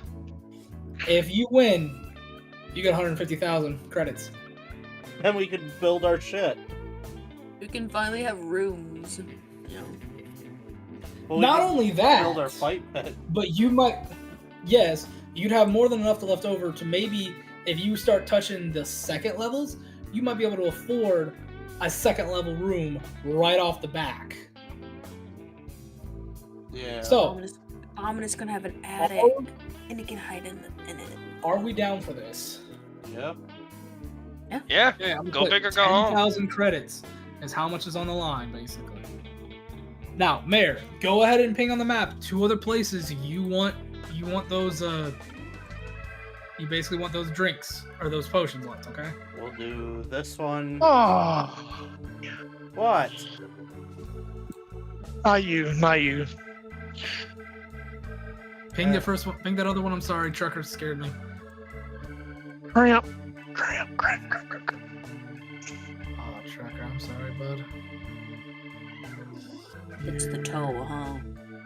And was that other one right here, you said? Yeah. Alrighty. Now, after seeing what you're about to face, are you guys ready? Are you guys excited? Yeah. Oh, this is gonna be fun. Well, and knowing Well- what I know about fetchling, this is gonna be. And here's the thing: you don't know their class either. Don't know their You class. No. You don't know their class. You don't know their ability. You don't know none of that. So here's the thing: I have to roll for the number of healing or hurting poisons there are. I'm just gonna roll a D10 for both healing and for poison, and that's gonna dictate however many there are. And I'm just gonna have them scattered. And you lot aren't gonna know if it's healing or poison, because I'm just gonna keep a list and I'm gonna flip a coin every time. I'll make it so you can see it on the map, no problem. And you'll just get to be like, oh, is this healing or poison? Flip, heads healing, tails poison, and just click off when we get to it, okay? Yeah. If nobody else has anything, that's the session for today. I'm sorry. I know we closed a little early when we haven't even done it for 2 weeks, but this is something that's been a little setup that I think you guys are really gonna enjoy, because I flame and spasm. We did so much. It's so much. It's gonna be so fun. I will be Oh. playing Resident Evil for a very long time tomorrow on stream. Yes, he will, because he does love his Resident Evil. Well, I just took the day off. Oh, well, lucky bastard. I get only Thursdays and Fridays right now. I took off so that I don't lose my shit because of how horrifyingly awful my last whole week has been. Yeah. Having 2 pets die, and then on the same day that one of them dies, you get poisoned. And then you spend the rest of the week barely able to walk because of the poisoning and the vomiting. The universe was out to get you. Something was certainly having fun. Sorry about that, Mayor.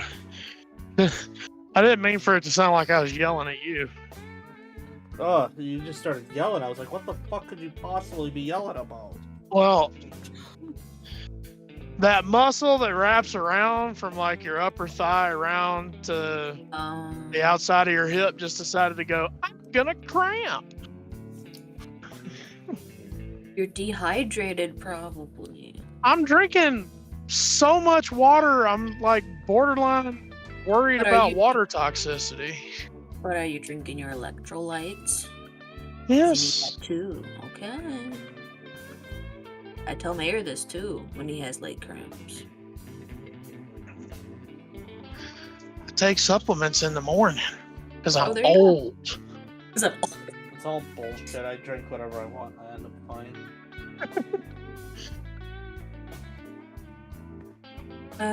But no, this was fun preparation. There'll be more fighting next week then. There will be a lot of fighting next week, yes. I also just learned a piece of trivia that made me really upset, but also really happy at the same time. What? Who just left? Did we lose? Nobody? I think it was Hunter. Yeah. Oh! I was gonna ask you guys, to pick your what do we want for question tonight, and what do we want for Antologist, Well, it has been a minute since Hunter's been with us, so it's probably. I'm not too bad. If he drops, he had a drop. That's just how it works. Try to build his damn bathroom. Hey, you know what? More power to him on that one. Let's go first on my list.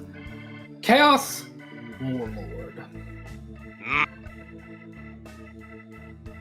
Well, I guess technically, what do we want for a question tonight? Now that I think about it. Sorry. Thunder had a good question that she told me 3 weeks ago. What? I forgot it. Yeah, I remember it. Don't worry. I forgot like a week ago, but now I remember it. It's if you could have anybody sponsor us, who would it be? Oh. Ooh. Yeah. Ooh. Oh, yeah, great. Do we want to be greedy, or do we want to actually get a sponsor that would help us out? No, it's It depends whoever on you what want. Yeah. It's a sponsor like you could easily always endorse. It's your dream sponsor. I have my answer.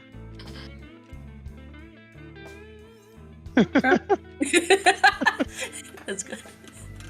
I have my Warlord, answer you're first, because I want free products.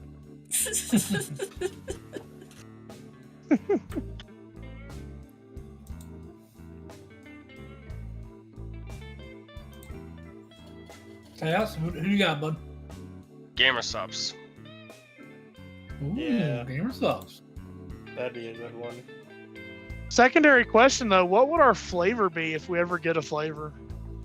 Oh.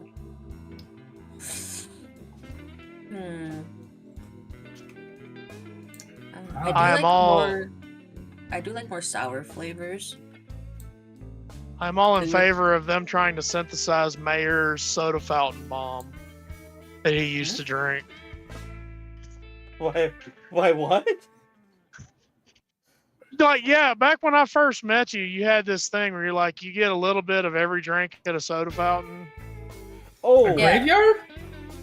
Oh no, you're talking about That's somebody else. That was somebody else. You're talking about my world famous Riot Punch, which was the most sugary lemonade that you could get mixed with a white monster.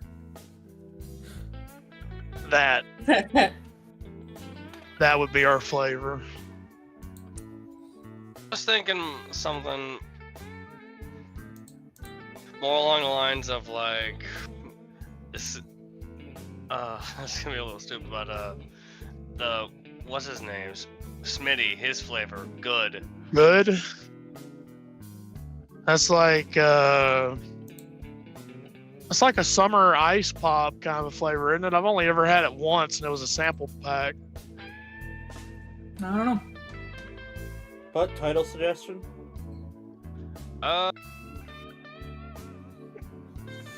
High roller. High roller, high stakes.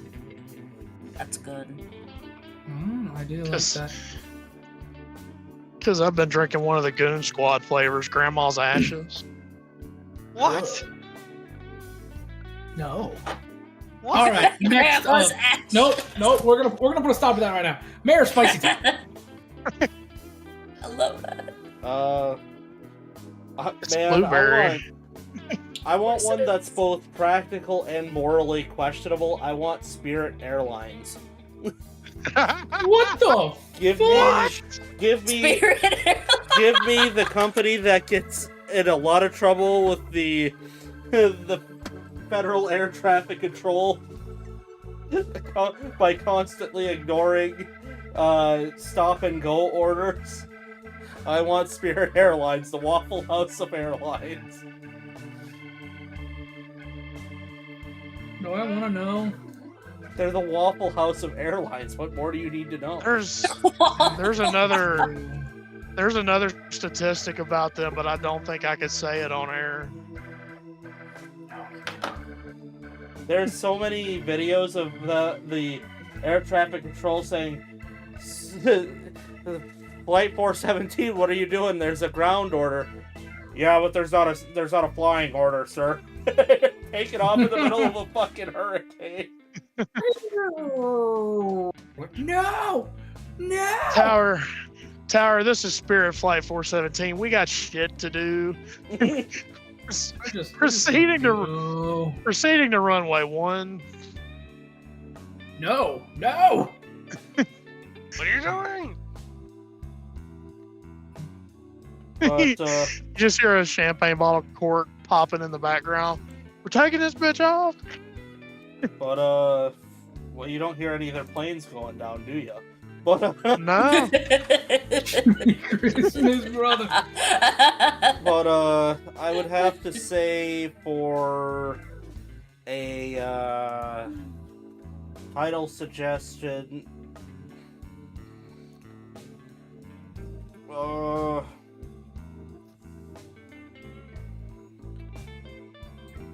all in the past. I kind of like that one. I kind of do. Alrighty. Next up, Thunder. I would gladly have the sponsor of Baja Blast. That's Pepsi. Just Mountain Baja Dew, Blast. which is a company owned by Pepsi. I guess. We'll be technical about it. And then the title. I feel like we already had like a Caesar title, so I don't want to say anything like that. Maybe. I can't remember if we have or not. I really can't remember. Up the ante. I kind of like that.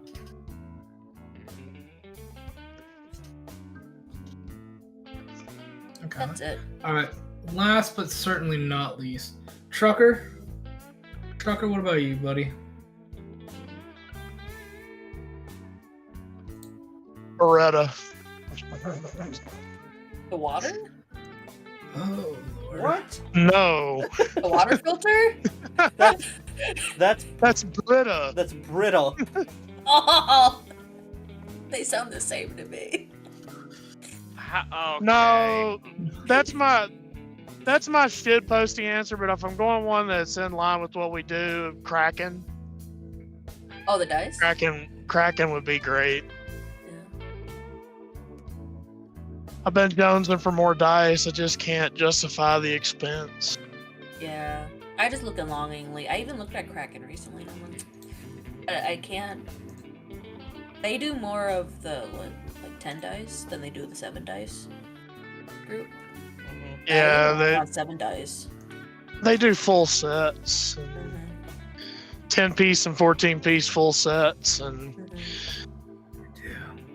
I prefer those. I prefer those because I like having more than one d6. Yeah, but I really don't want that flat that looks like a coin. What's that one called again? Oh, D2. The two, A D2. D2. It's pointless. The little it looks die, like. the dice that I have in my hand right now. Got it. Use this when deciding life or death on Thunder's character. No. And I mostly said Beretta because they own Benelli, and I really want an M4 Oh. shotgun. I really want one of those. Something awful. But no, Kraken would be great. That's probably the most realistic answer, honestly. If Unexpectables can get Die Hard dice, we could get Kraken one day, maybe. We can't even get people to watch the fucking show. Hey, not with that attitude. Oh, don't even start with me. As One for my day. title suggestion, Watch. We get more on the VOD than we do live, to be fair. But I've been looking. We do get a bit here and there. I like Up the Ante, personally. I like Up the Ante. I really did. I kind of think that's Well, my it's thing the on that one. It's the fact we just kept going up and more and more. Yeah, like this is gonna be the most batshit insane fight that this place has ever seen. Because we're like, fuck it, let the whole stage go. Wee. Let's just keep adding stupidity. Why? Because screw it. And then they made it even better. Each side has a bomb Yeah. and a pretty Ice Flame, I'm gonna stout tell you one right at now. that. It's basically just a giant pineapple bomb. That's its whole shtick. It looks like a giant pineapple. No, it's like it's like those mines in Borderlands, those like old sea mines that you sometimes see in like Borderlands. Those like big freaking like comically large ones that have like all those like little rods poking out of them. Yeah. I'd just like to imagine that the bomb we have is like that. Flame, what is your sponsor?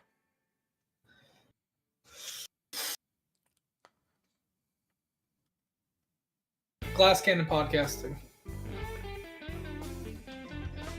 The Glass Cannon Podcast Network. I want them to be a sponsor. I want my sponsor to be.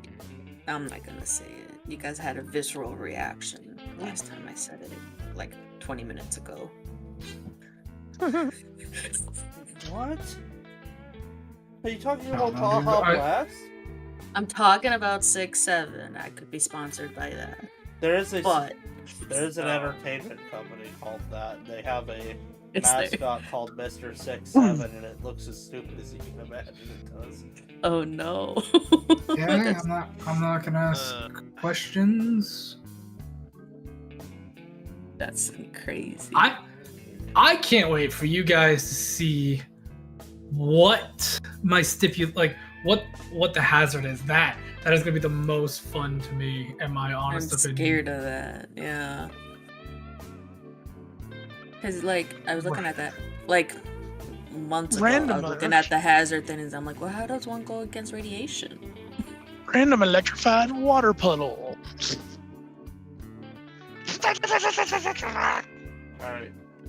While I'm having a good time, I'm also starting to get way too fucking warm in here. Yeah, and I think I hear your cat. I think I hear. Yeah, she has not. She started refusing to take her thyroid pill, so she never shuts the fuck up anymore. Oh. Dang. Oh, I'm sorry, man.